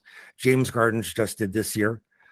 Right now, you're all pressed with volunteer hours, but how would you like to have 40 hours of employee labor each week paid for 100% by the federal government? And I've had some resistance on this grant with some clubs because they look around and say, well, what about doing payroll paperwork and all this sort of thing? When you're looking at 1 employee or even 2 employees, you're looking at about 15 minutes of payroll paperwork a week. So that in exchange for 40 hours of actual labor is very substantial. With my club, James Gardens, we hired our youth member. We hired Eric Gallipo, who's going to be a club coach, and he's also going to do be involved in membership recruiting, also involved in running events at the club and being a draw master. And this all takes the weight off our volunteers. And this is a relatively easy grant to get. The Olba is going to have a summer student for the first time. We're going to have a paralegal student look at our bylaws. And so that was an opportunity that we took advantage of. Another grant which tends to get overlooked is the Ontario Inclusive Community Grant, which is available through Transfer Payments Ontario. That's up to $60,000 to make your club more accessible. So if you want to make your washrooms more accessible, you want to have a ramp leading up to your clubhouse, you want to have ramps going onto your green. If you want to, again, get started with a parabolas program, this is a grant that you can pursue. But again, you have to be incorporated and you have to register with Transfer Payments Ontario. Now, where is the money going? What clubs and what sort of target areas are we looking at? When you look at the split across Ontario in the last 5 years, there are about maybe 40-45 clubs who have received grants. So that's out of our total number, which is usually, again, it's a little under 117 now, but it was 117 back in 2019. So you're looking at about 40 to 45 clubs getting grants out of this. Of that group, there are about maybe 25 clubs who apply for pretty much everything. So they're out there each time and they're applying for Trillium, they're applying for New Horizons, they're applying for whatever they can get. And those clubs tend to do better. To give you a sense of what you can get on the extreme end of this, like James Garden, okay, of the 1.3 million so far this year, James Garden's share is $471,000. In the last 5 years, you total up in James Gardens, we're around about $580,000. So that's well over $500,000 in 5 years. And that's by sitting there and watching each opportunity that comes out and seeing when they had a a grant that was available for $450,000. We went for it, we worked with our city, and we got it. So if you're going to do this, if you want to really be productive with it, then you step out there, you watch each opportunity as it comes along, and you go after it. And of course, we're here to teach you how to do it. The second part of my presentation here is to try to help clubs explain the strategic plan to your people. Because of course, our strategic plan, which is available on our website, it's very large and it can be complicated and it can be a little difficult for you to boil down to your members, and especially for the areas that they're interested in. But the key elements for you to look at and explaining to your club members are three areas. One, money, culture, and governance, which cover most of your activities at the club level. There's not too much here in long-term athlete development. It's very important, but it gets focused on more at the provincial level and does at the club level. Money is obvious. You need better facilities, you need money to advertise, you need help with operational costs. And for this, grants are the easiest way to get the money. As we've seen, again, it's the largest amount, it's probably the fastest to get, but you do have to plan. You can't just get it, apply and boom, it's in your bank account next week. It's you applying now and usually get it either 4 months from now or you get it into the next year. Corporate events are becoming possible again. When before in COVID, of course, like at James Gardens, we just simply refused to have them during COVID. But now actually we're taking a look at that. We have a video online to show you, again, talk about how to do corporate events. And clubs make anywhere from like $3,000 to $10,000 a year with this. And it's relatively easy money to get. So again, that's something that clubs can explore as an additional way to draw on money. One thing that hasn't really been pursued in Ontario that much, but which is a big factor in other provinces, is running leagues. If you look at Natana in Saskatchewan, they run a league, and that league is responsible for more than 50% of their club's revenue. So it actually is, as important to them as their club memberships. So go to the Bowls Canada website, look at the Bias Bowls blog. You'll see the article from Natana, and they'll talk about how you run a league, because a lot of people aren't interested in joining a club. They're not interested in being involved. They're not interested in volunteering. What they want is sort of a sports experience, and you can actually charge them more for that than you can for regular membership. So all of these things actually, kick into your money supply, and so does actually charging an appropriate membership fee. So a lot of people don't like talking about that, but if clubs in 2022 charged as much on a real dollar basis as clubs in 1980, the average membership fee in Ontario would be like $210, as opposed to about like $150, which is what it is. So clubs have actually, on an inflation-adjusted basis, fallen behind what they charged in the 1980s. And you have fewer members than you had in the 1980s. So think about that. Think about what you really need to charge, but also realize that these other sources of revenues, grants, corporate events, running leagues, are actually sources of revenue that can exceed your normal membership money. So that's the first part, getting you the money that you need to operate. The next part is culture. Now, Bowls Canada has been the one who've been more focused on this. With the Belonging in Bowls program and the Safe Sport program, they're really looking at ways to make your clubs more welcoming and more able to reach out into the community. Because what we have, our turnover rate in Ontario has gone up to as high as about 15%. We had 1 year as high as 18%, but it's looking like our normal turnover each year is about 15%, as opposed to, let's say, the 1980s when it was about 10%. So that's a significant number of people to replace each year. And if our clubs were as welcoming and as warm as we thought they were, then we wouldn't have that issue. So take a look at the Belonging in Bowls program, take a look at the Safe Sport program. These are ways to help transform the culture of the club and to basically make you into the club that you want to be. And now we come to the unsexy part, governance. So the one thing I used to do when I first set up the incorporation committee is that if someone was really bugging me, I'd turn to them and say, so be careful, I'll put you on my incorporation committee. Because I just, of course, incorporation and things like that are the most boring things to talk about. But about half of you are incorporated. 57 clubs in the old BA are incorporated. But if you want to get, if you want to give yourself better legal liability protection, that's one. That's the big reason. But secondly, if you want to get into the big money grants, you have to be incorporated. And your cost for this is like $600. Plus, you have to fill in, again, a little bit of extra paperwork each year. And with this, you can access grants, typically speaking, up to $150,000, and you can apply every year. So we encourage you to be incorporated. We'll help you be incorporated. And this is very important to us because just you being able to do this, having more clubs apply for Trillium grants, more clubs through Transfer Payments Ontario, it really increases the amount of money flowing into our system. Now, one time in a board meeting, just to make John Fenton's hair stand on end, I said it would even pay us to pay clubs to incorporate. But you should do it on your own because it is actually so much in your own benefit. But the reality is that if we paid 20 clubs to incorporate and 3 of them were getting Trillium grants, it would have paid for itself. Get that? Okay. So with this, you really need to explore this. The Olba will providing, again, some assistance in terms of like telling you how to incorporate, answering questions, things like that. And I want to give a shout out to Whitby. Whitby had gotten a Trillium grant under the Olba's umbrella previously. And then we told them, well, you really should incorporate so you could apply each year. So Whitby went out and they incorporated and they got more Trillium grants. So a big shout out to Beth and her group in Whitby for following through on that and doing the work and then making it pay.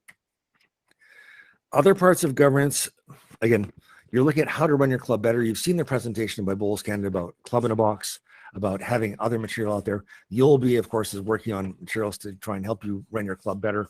And of course, this is not the really fun and sexy stuff, but it's the unfun and sexy stuff that gets you to the money. So we're here to help you with that. And we encourage you to explore the Bowls Canada material. And the Olba will certainly, again, be helping move you along in this direction. So thank you for that part. Just remember, if you have any questions, contact me, Ellis at olba.ca, and our other board members in their relevant areas. Now, are there any questions on this before we launch into awards? Ralph, I just want to say one thing or two things.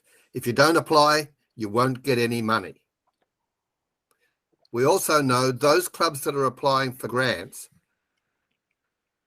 have trending that their membership is increasing.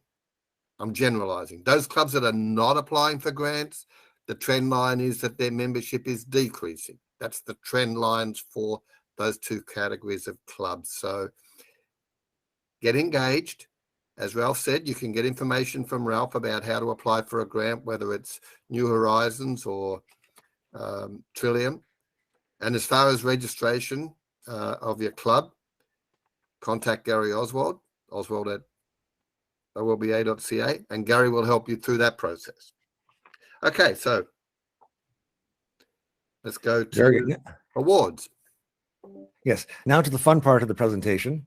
So now for the first, for the first set of awards, we're going to go to President's Award, which will be presented by Philip Francis. Thank you. Don't know how I'm going to. Is it upside down? No, that's right. This award is being presented to Charlie Roach for meritorious service to OLBA.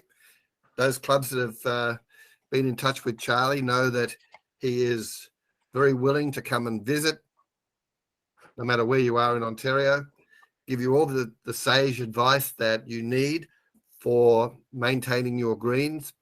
And I know that the clubs over a long period of time have valued Charlie's advice. And so, Charlie, that President's Award for 2022 is awarded to you. And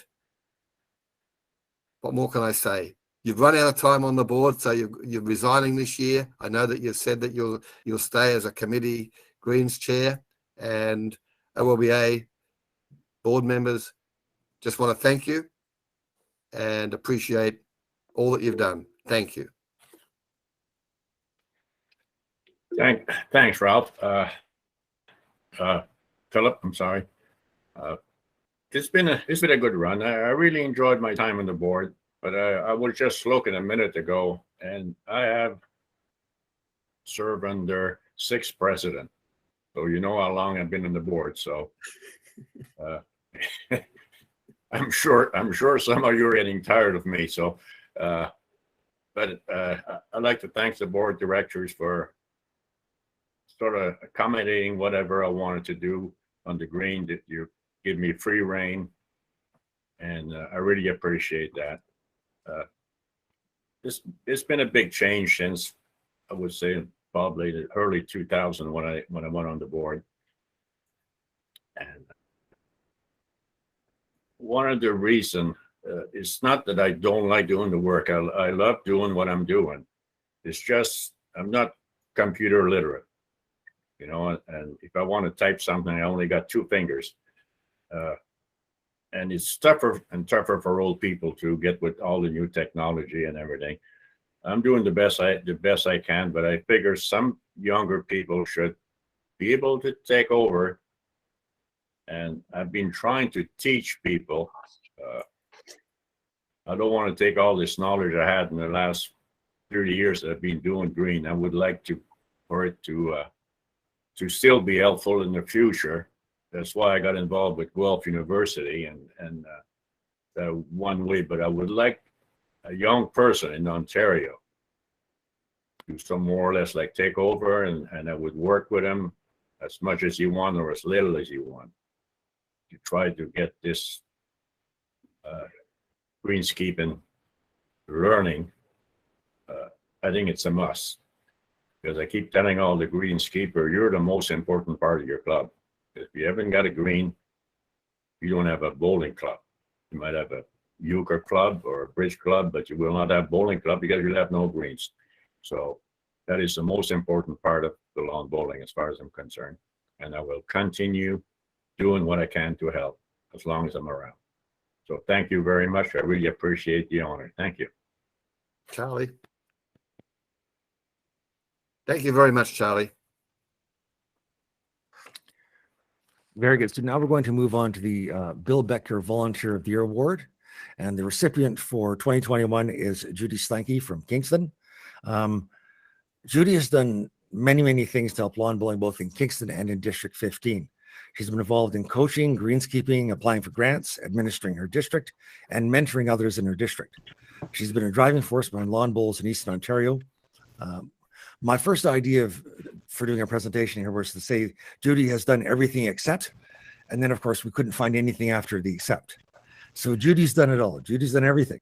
And for that, of course, Judy is the 2021 Volunteer of the Year. So if we could just have Judy pop on there and say a few words. That Thank you, is Ralph. the award for Judy. Now, Judy hasn't hopped off the call, has she? No, Or are you muted, I'm Judy? here. Am I here?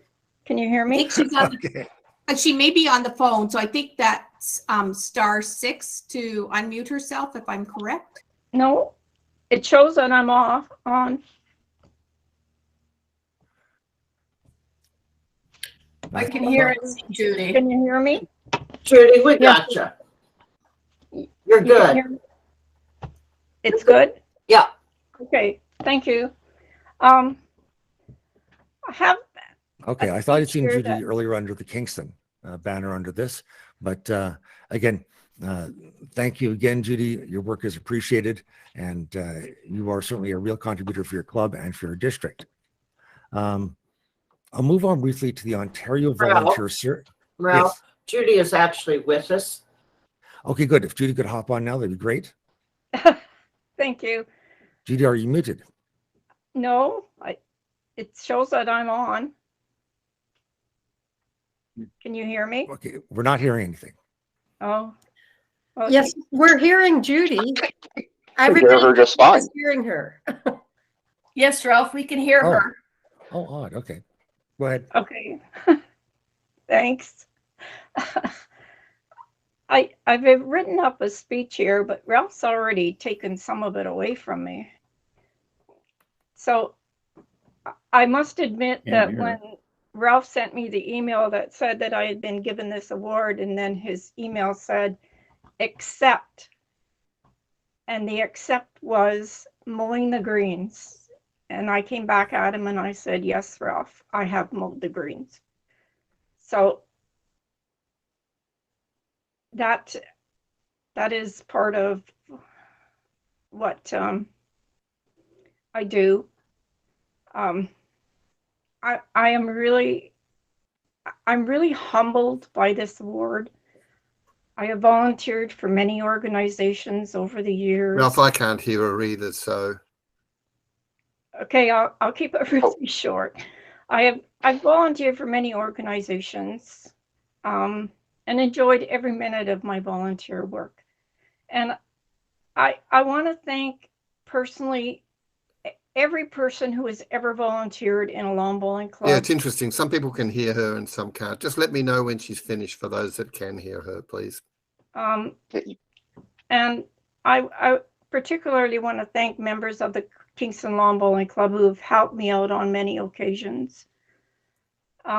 Volunteers are the heart of lawn bowling clubs and many organizations throughout Canada. Every minute of volunteerism is appreciated, and there are rewards, and I treasure those rewards. I have mixed feelings about this award. I'm grateful, very grateful. I'm humbled, and I'm thankful. And I just want to thank everyone, including the Olba board, which to me has come a long ways in the last few years in keeping clubs informed. So thank you, everyone, and keep on volunteering.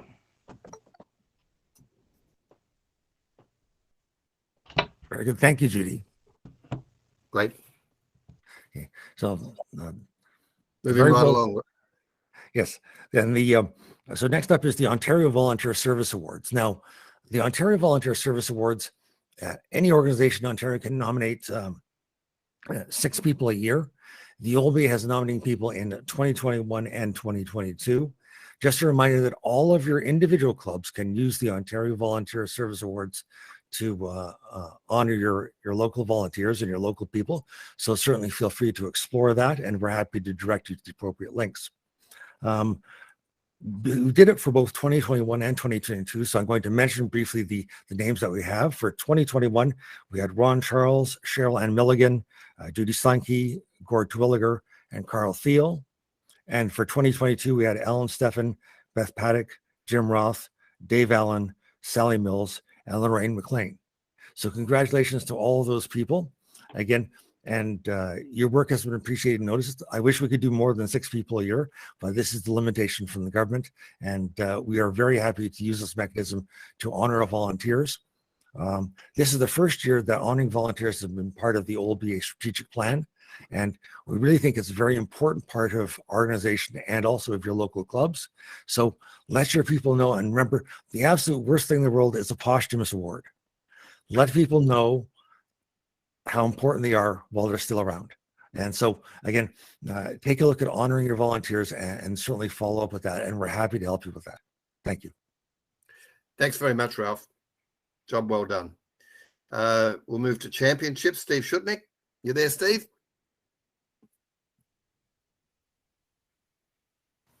Yeah, I'm here. G'day, Steve. Hello, David. Good afternoon, everybody. Well, it is the afternoon now. I sent out a report earlier, and I'm just going to go over a few things on that report. I want to talk about the open events. The 4s is pretty well, registration is pretty well done. Actually, the last day is tomorrow. Likely don't get any. But we're back to pre-COVID numbers. Like we've got 8 ladies teams and 16 men. That's what we had before COVID. So we're kind of ecstatic about that. The pairs, the due date coming up is the 19th of May. Still lots of time to register, but just a note, if you register in the pairs and you've already registered in the 4s and you win the 4s, you will get your money reimbursed because you can't play in both. Then the pairs and singles are kind of new this year because they're open, so we don't really know what kind of numbers to expect.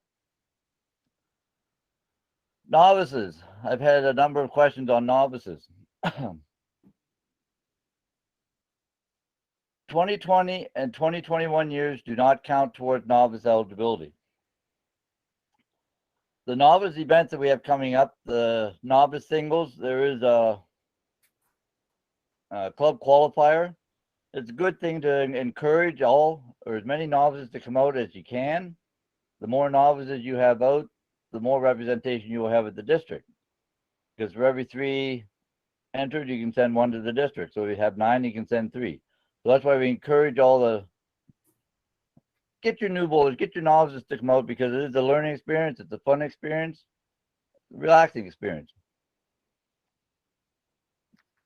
And the new thing this year is the combo 4s, mixed combo 4s. I've had questions about that as well. 2 men and 2 women. They have to man, woman, or woman, man, to play in the 4s. But in the pairs, it's going to be Aussie pairs. And it's Aussie pairs, men pairs and ladies pairs. And that's every game you play for pairs will be Aussie pairs. I was asked that question. I'm just going to make that statement for now. Again, that is something totally new. I have no idea if it will be a success or it won't be. Time will tell. Another thing I want to touch on is the triples. And that works the same as the novice. 2020 and 2021 do not count in this triples eligibility. For the triples, you can't have competed in the nationals in the last 5 years. But don't include 2021 because there was no championships that year. Because we brought this event back. We were with the intention of encouraging bowlers who are maybe not championship caliber bowlers, but who want to compete. This kind of event is for their purposes. And one other thing, championships have got a donation from Blue Triton, which is Nestle water, for our championships this year. So all the championships that are eligible will receive water and compliments of Nestle for their championships. And I think that's about all. If anybody has any questions, if you have any questions or whatever, you can email me. You know, email, because quite often you'll come up with questions after the day is all said and done. Don't hesitate to email me or even give me a call. I don't hide. Jan Bauer has a question, Steve. Yes, ma'am. So our question is, can previous novice gold medal winners who are still novice play in the novice championship, district and provincial? I think way back when we had this review, we had said yes. The thing was, well, this won't count for this year, but we were saying that the novice combo 4s team were to win, they could all come back as well, but they would not be able to come back as the same team. But yes, we had said that they could come back.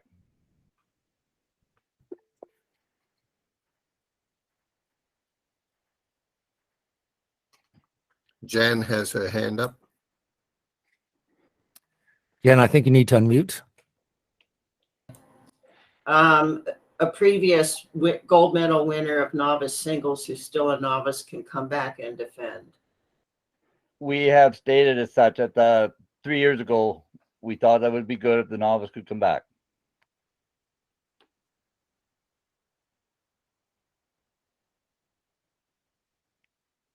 Steve, you want to mention uniforms?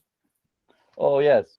For this coming year, we are introducing our new uniforms. So every provincial champion that goes to the nationals will be getting new uniforms. When I say uniforms, I mean 2 shirts and a jacket. Those events that are not going to nationals, which is the 2 novices and the triples, will receive the uniforms of our current stock. We wanted to kind of introduce new uniforms, being that we are hosting most of the national events.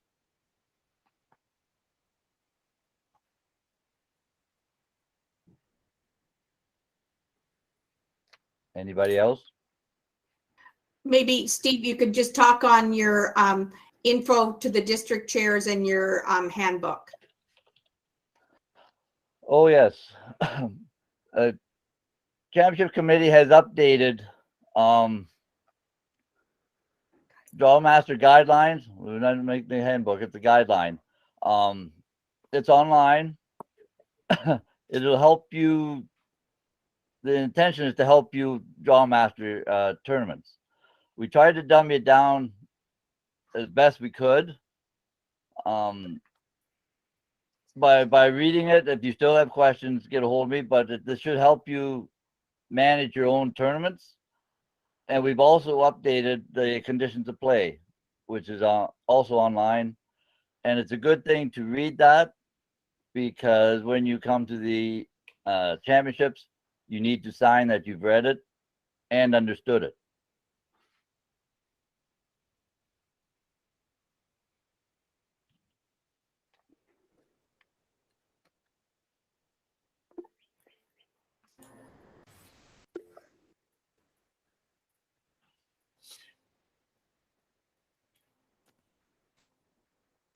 May I make a comment or a question rather? Go ahead, Sure, Jen. I'm here. There was a situation several years ago where after the competition, there was some bit of a controversy. It was clear that the two people who were complaining had not read or understood the conditions of play. And I said to them, you don't blame other people, take responsibility for yourselves. But how do we deal with that? Whether it becomes clear during or after competition. They've signed the statement that they have read and understood, but clearly they haven't. And you know, when you ask them to do it, you have to take it that what they sign, they've actually done it, even though you know probably about 50% or more haven't done it. Because you can tell when you get into an event, people will ask you questions. Well, you know, right then they didn't answer or read the conditions of play.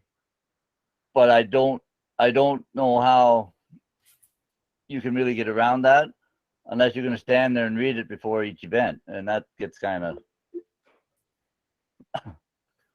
If it's clear that they haven't read the COP and they decide they want to file an appeal of something that occurred, is that allowed?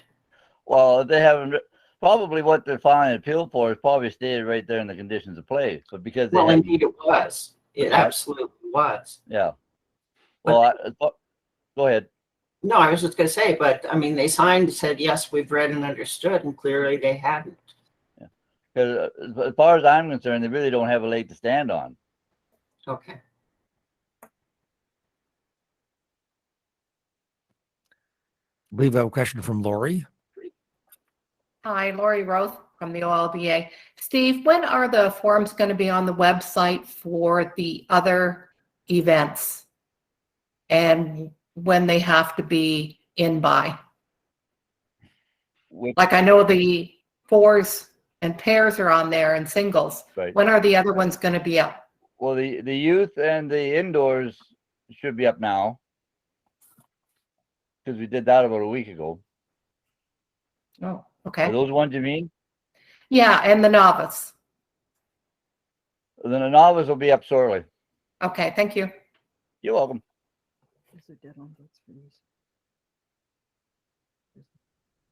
Steve, on behalf of OLBA, thank your committee members for all the work they put in over the last year.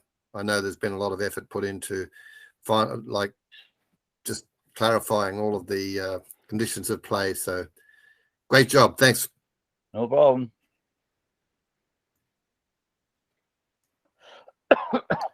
Any more questions of Steve? If not, we'll move to greens. Charlie, you got anything to talk about? Yeah, I just got a few things. Go ahead.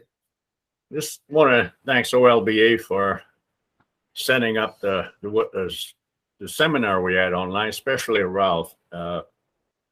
He did most of the heavy work, got it set up and promoted. And I was surprised that we had as many attended as we did, and that was really good.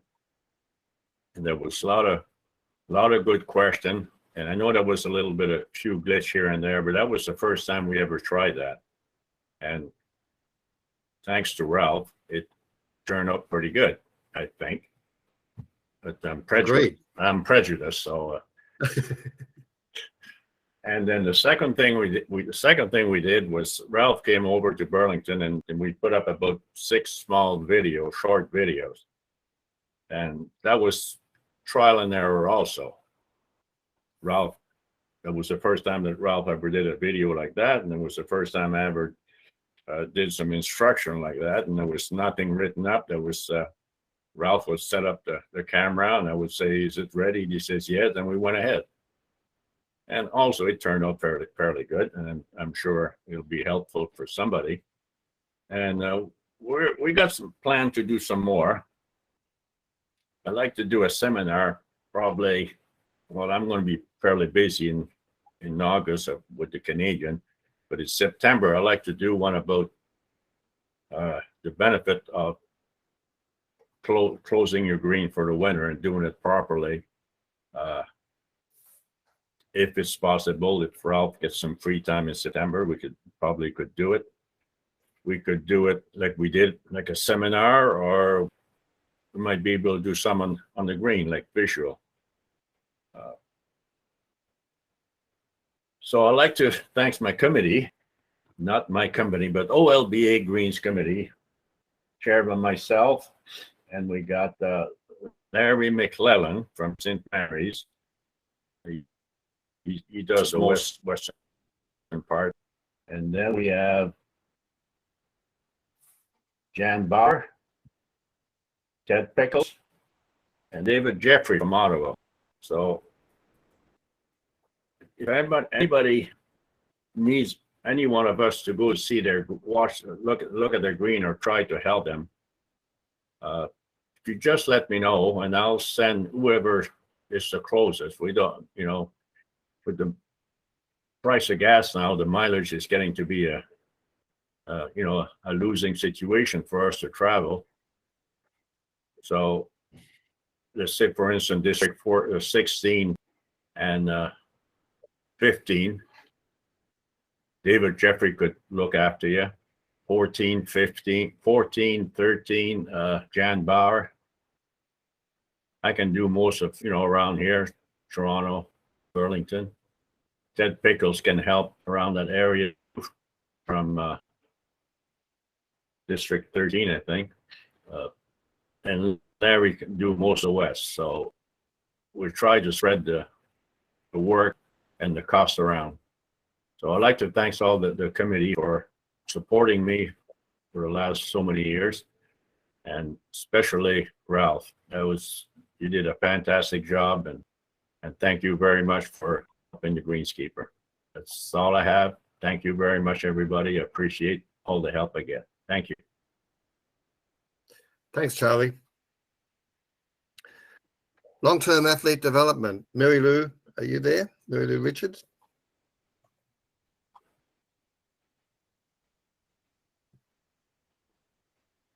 You just have to unmute yourself, Mary Lou.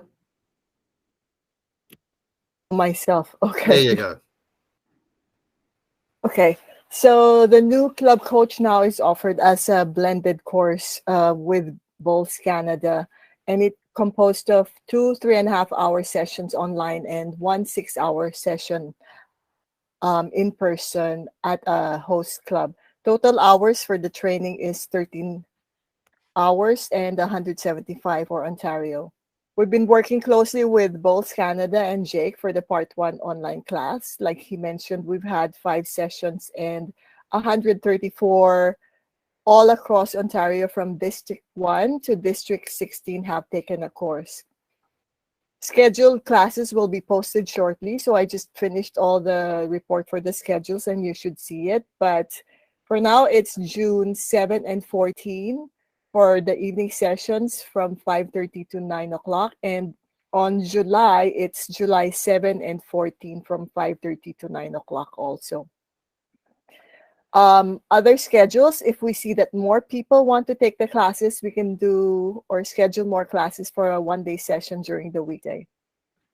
We just finished the Part 2 in-person class a week ago, last Saturday at the Richmond Hill Lawn Bowling Club, where we had 13 new coaches and 1 active coach attending, and the response was very positive, especially from the coach who has already taken the course 8 years ago and is actively coaching. She said that it was a totally different class from when she first took it 8 years ago. So we do highly recommend that coaches who have not been active might take the whole course again, or if you're a coach from other sports also who are actively coaching, that another option is that you join us for the part 2 session so that you can refresh your teaching and bowling skills, because what we taught 8 years ago is not the same anymore as what we're teaching now. We are scheduling other part 2 sessions around national events. So it's going to be around in District 9 around Port Credit, District 5 around Roselawn at Roselawn Lone Bowling Club, and District 1 around the Mixed Pairs and Para Championships in Windsor. If you've taken the coaching course, the next part 2 lesson is going to be in District 16 in May 14, and please contact Blaine at Phillips at OLBA for details. We're also continuing our player development courses, and Niagara on the Lake has requested one particular class for their area, and it's delivery, vice, and skip review clinic for the club bowlers. Our regular clinics continue to be line and weights, introduction to competition, and the bowls athlete or high performance clinic, which I am excited to give because as part of the high performance team for Canada, I do have more information on how they're running their high performance camp, so that the material that the high performance players are getting will be shared for this camp. We, the coach trainers and player developers, are looking forward to working with you and helping you become better coaches and players. And if you want more information, contact myself or Blaine Phillips for classes and player development sessions. Thank you. Thank you, Mary Lou. Any questions? Okay. Umpiring, Jason, do you have any comments? As the unloved stepchild of sports, the officials, this is not going to be a very big year. We're going to be looking back at getting back to our level 1 courses next year. The national level hasn't moved that material to an online format yet, and just with all the other things trying to get organized and back into what is hopefully going to be a pretty normal year, it just weren't able to get courses put together. However, for the umpires in the room, and talk to your umpire friends, we finally have stuff to do this year again, so we should be excited about that. We have our normal slate of provincials, plus we're hosting a bunch of national championships. I had sent out to the umpires just a kind of availability survey for these events, and on the provincial side, we'll start looking at booking all that out in the near future. On the national side, we'll pass that information along to the people responsible for that, just so they have a better idea of who they might be able to work with. But besides that, if you ever have any umpire related questions, you can always email umpire@olba.ca, and that will get to me. And if it's not my job, it'll go to whoever's job it is. So otherwise, well, that's it. Keep it short and sweet for you. Thank you, Jason. There was one question. How do people get the red shirts? Okay, the shirts, I have them, and I know one person I still have to ship their shirt to already. But if anybody else, email me, because I'll have to see what sizes I have. We are transitioning, and actually, if you look in the picture there, you can see the 2 different shirts on the PowerPoint slide. We're just going to start ordering the Bowls Canada shirts instead of having our own shirt, just because it just doesn't make any sense to clutter up your wardrobe with more uniforms than you need. So if anybody does need a shirt, email me, and again, umpire@olba.ca, and we should be able to get it straightened out. Thank you, Jason. Governance, Nan Hendren, are you there? I am. Good Thank morning. you, Philip. Good afternoon, everyone. As noted in my report, the governance committee has been very busy over the past year dealing with, for the most part, return to play protocols for outdoor, indoor, and short mat, working closely with our lawyers and Bowls Canada to ensure compliance so we could get back to play. As Ralph mentioned, governance isn't very exciting, but it's very important. And in order to get our funding through the Ontario Amateur Sport funding routine, we need to have our bylaws in place. We need to be in compliance with the not-for-profit Ontario Act, not-for-profit corporations. And to that end, we will, as Ralph mentioned too, we have received funding to hire a paralegal student to look at our bylaws over the next year. So you'll be seeing probably this time next year, there'll be some bylaw updates coming forward. And you'll also hear from Gary on the what you need to do to become incorporated and comply with the Not-for-Profit Corporation Act.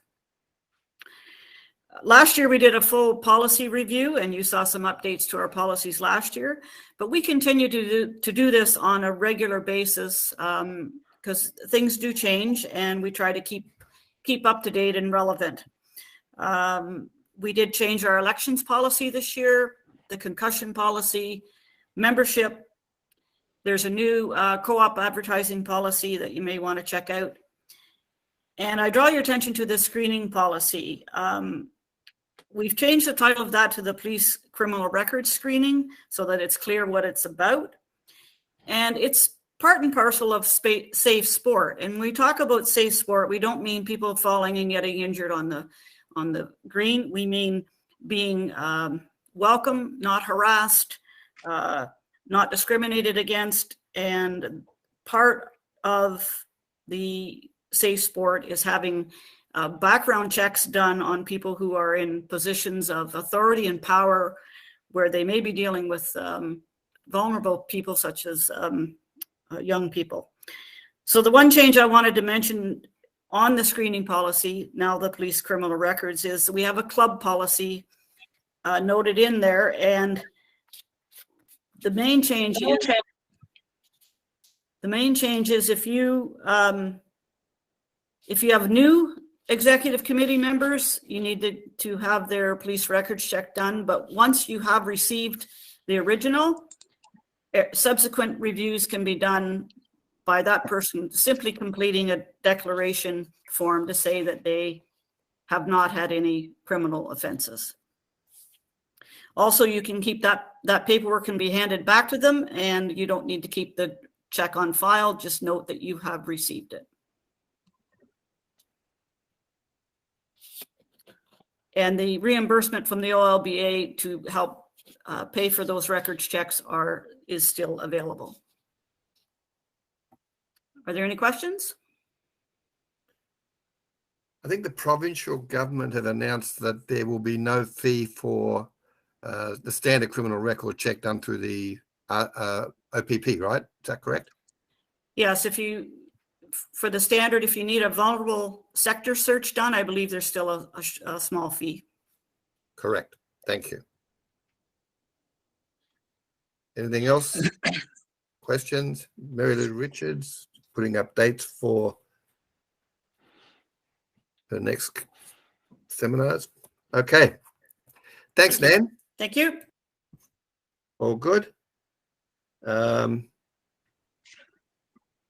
Yeah, the co-op program, we haven't been able to connect with James, but just to let everybody know, there is money available through the OLBA budget for people who want to advertise open houses or do various other promotional activities. The reimbursement is 75% up to a maximum of $500. So I think I've got that right. If John, I haven't, let me know. But yes. Just a comment. Make sure that they use the Give It a Try logo. Thank you for that. I forgot to mention that. The Give It a Try logo. We have some examples that we've provided you, and we'll continue to support you in that regard. So hopefully you have a good open season and successful open houses. Any other questions?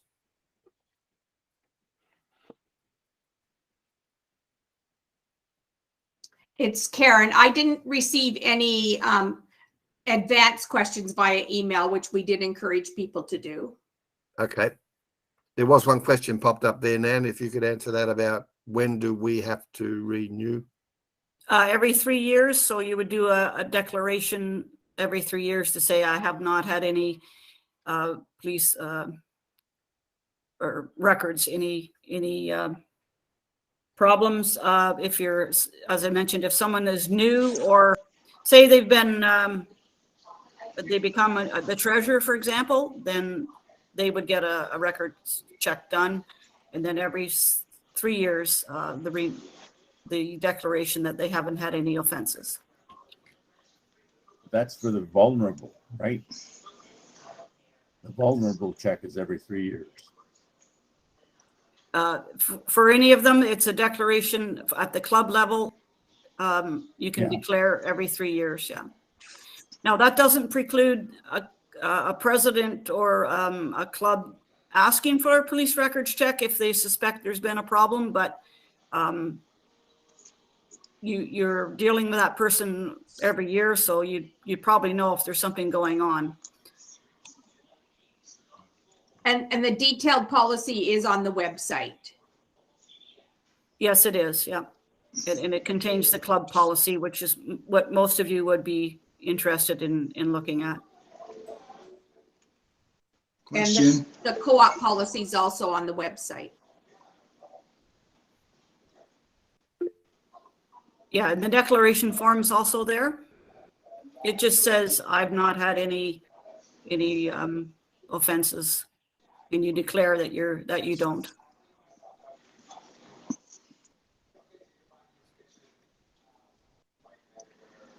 Charlie has his hand up. Got a question, Charlie? Yeah. I was just wondering. Now that I'm not going to be on the board and probably on the OLBA site that we use, how do the greenskeeper are going to be able to get in touch with me? And my second question was, who's going to be on the board that's going to be sort of representing the Greens if I have some question or something? So Charlie, we can set up an email address, greenskeeping@olba.ca. Do we have one like that now, Jason? We can just keep his address. There's no reason to kick him off. We have a ton of people who aren't directors that have addresses because they do business for us. So right. Yeah, we can keep that, no problem. Okay, perfect. That's great. I was just wondering. And if I get a question to the board, can I go to my buddy Ralph and you can go to Ralph. No problem. No problem. Bring it to the board. Yeah, no problem. Okay, thanks. Okay. Raymond Noble, you had your hand up. Yes.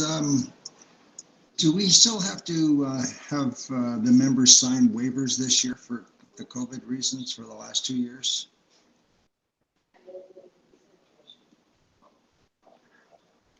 We're recommending that you do. The previous practice has been that they signed once and that was it forever.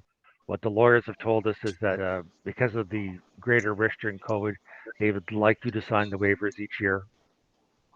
So you kind of play it by ear, but again, the advice that we had from our lawyers that it's safer for you if they sign it each year. The insurance company. And just so it's clear, when we say waiver, we mean the once a year, we won't sue you for all these things. We're not talking about the, signing in every day that you don't have symptoms or anything. That I think is still kind of up in the air, what may or may not have to be done, but the waiver is the once a year thing. So we won't sue you thing. Correct. Thank you.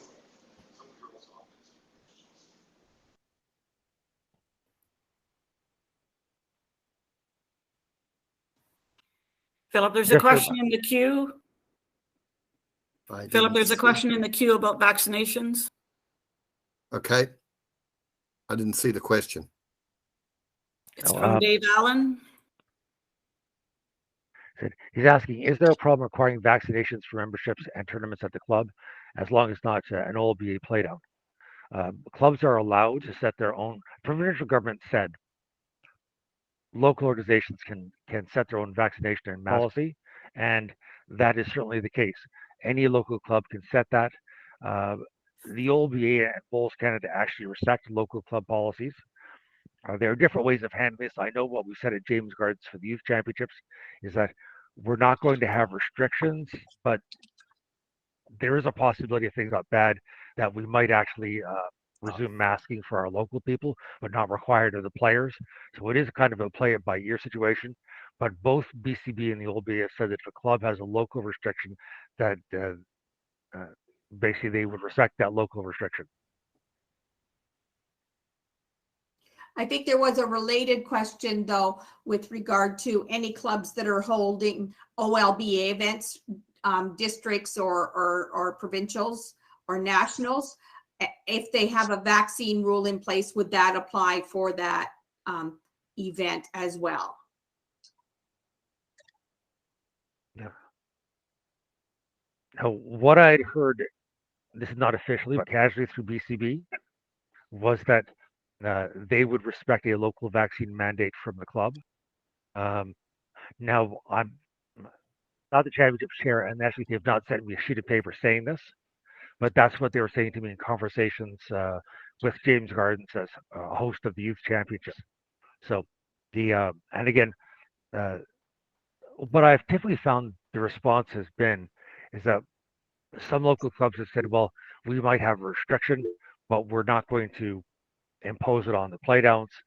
But again, a club can indeed have restrictions, and then there would be an expectation from the people coming that they would have to honor that. Okay, Dorothy, you have your hand raised. Yeah, so just so you know, Leaside is hosting the provincial women's pairs, and we were required by the OLBA to either drop the vaccine requirement, which we have, for the weekend of the championship, or the championship would be relocated. So we were told we had to, if we wanted to still host.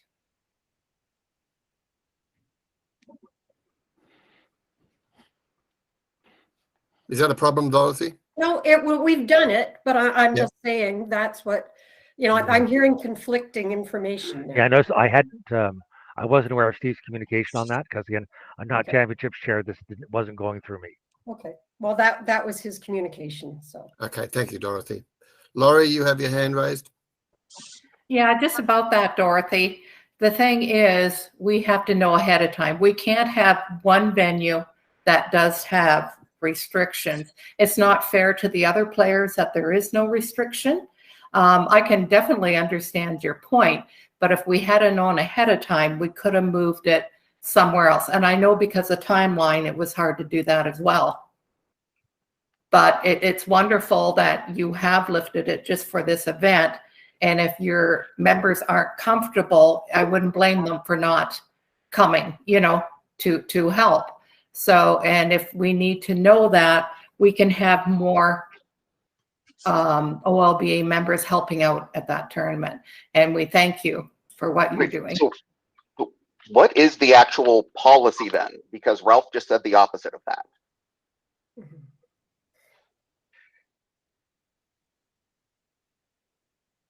Is Steve the person to answer?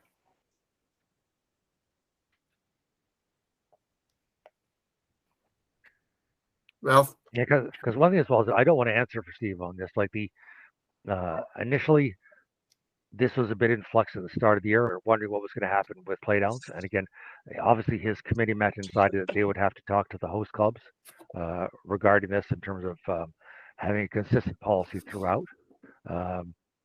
Again, so I won't answer for Steve on that.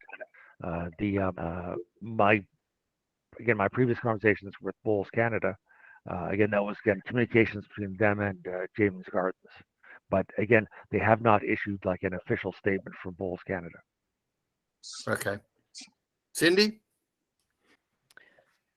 We felt that if the Nationals did not have a restriction, how could we stop someone who, say, wasn't vaccinated from going to a provincial playdown when they could play in the Nationals? We had to be consistent from one end to the other. Yes, that's right. I know that Steve contacted all the clubs that were going to host OLBA, and I know that Bowls Canada were going to contact those other clubs to ensure that there were no impediments from a policy point of view. And that's, and as I Burlington I said they wouldn't have restrictions. correct, and neither would Windsor or Woodstock. Correct. That's my understanding.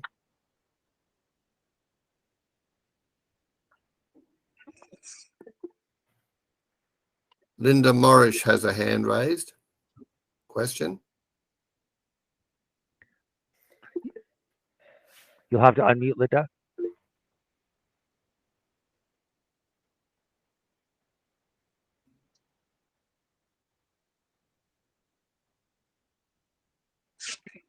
Either you're still muted or you've dropped the question. I'm not sure. Okay, Linda, unmute yourself so you can ask the question. Or you could type it in the Chat. chat box if you can't unmute.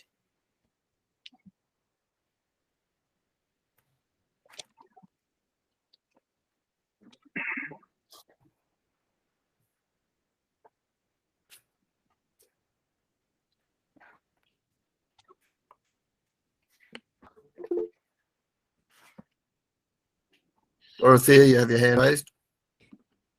Thank you very much. I just have a question about hosting open tournaments if your club is choosing to do the restrictions and other clubs aren't. If your local club is hosting a tournament, then you can set the conditions. Just make sure that if any players are coming, that they're aware of those restrictions when they enter. Thank you very much. Yeah, the worst case scenario, Dorothea, is that a team turns up, they don't meet your requirements, then they can't come in, and then that messes up your tournament because now you have one team not enough, and so on. You know what it's like. So yeah, it's important to, if you're going to have restrictions, like masks, I wouldn't think is a big issue if you clubs decide they want to have masks. What I would suggest is that they have a supply of masks if they're going to insist that people wear masks. But if it's about vaccination certification, that's a wholly different thing. Okay, so I'm taking it then that I would need, as the drawmaster, I would need to ask all the participants ahead of time if they have a vaccination. Just make it clear. I would say just include it in your conditions of play that you send out to make sure it's clear, and then you would just do whatever checks you do as they're coming in. Okay, thank you. You're welcome. Okay, I think we're done with questions. One more. I understand that vaccinations are not mandatory. I didn't see the rest of it. Can you ask your question, Linda? Can you unmute? I'll read it. It says, I understand that vaccinations are not mandatory. What I'm hearing is that it is self-regulating within a club for regular games. We told members it's back to pre-COVID play terms, so we don't have to ask for proof of vaccination to meet Bowls Canada and insurance requirements. Correct.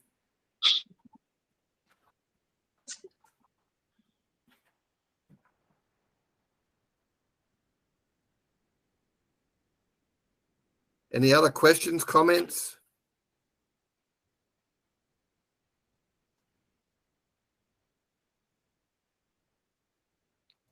So okay. Just before we adjourn, Philip, as Ralph mentioned at the beginning, we have a recording that will be posted sometime soon as well. I hope to have a draft of the minutes up by the end of the week. which you're free to point your members to and to share with them. If you're looking for just a specific item, that's probably the quickest way to find it rather than in the middle of a long recording. Okay, thanks, Karen. Nan, you have any comment, question? I just had a question. Is the board staying online to chat? When's our next meeting, Karen? Our next scheduled meeting is May 15th. We do have one new board member, Deb. Welcome to the board, Deb. So maybe we can just stay on for like 2 minutes after everyone leaves. Yeah, let's do that. Thank you. All right. I think Linda has another. Oh no, we're good. I think Linda's fine. I just want to say to everybody that thank you for logging on. I hope the meeting was meaningful to you and that the information we provided was important. Any questions you have, you can email me or a member of the board, and we'll sure get back to you as soon as we can. And thank you and have a nice day, and see you on the greens. Thanks, Philip.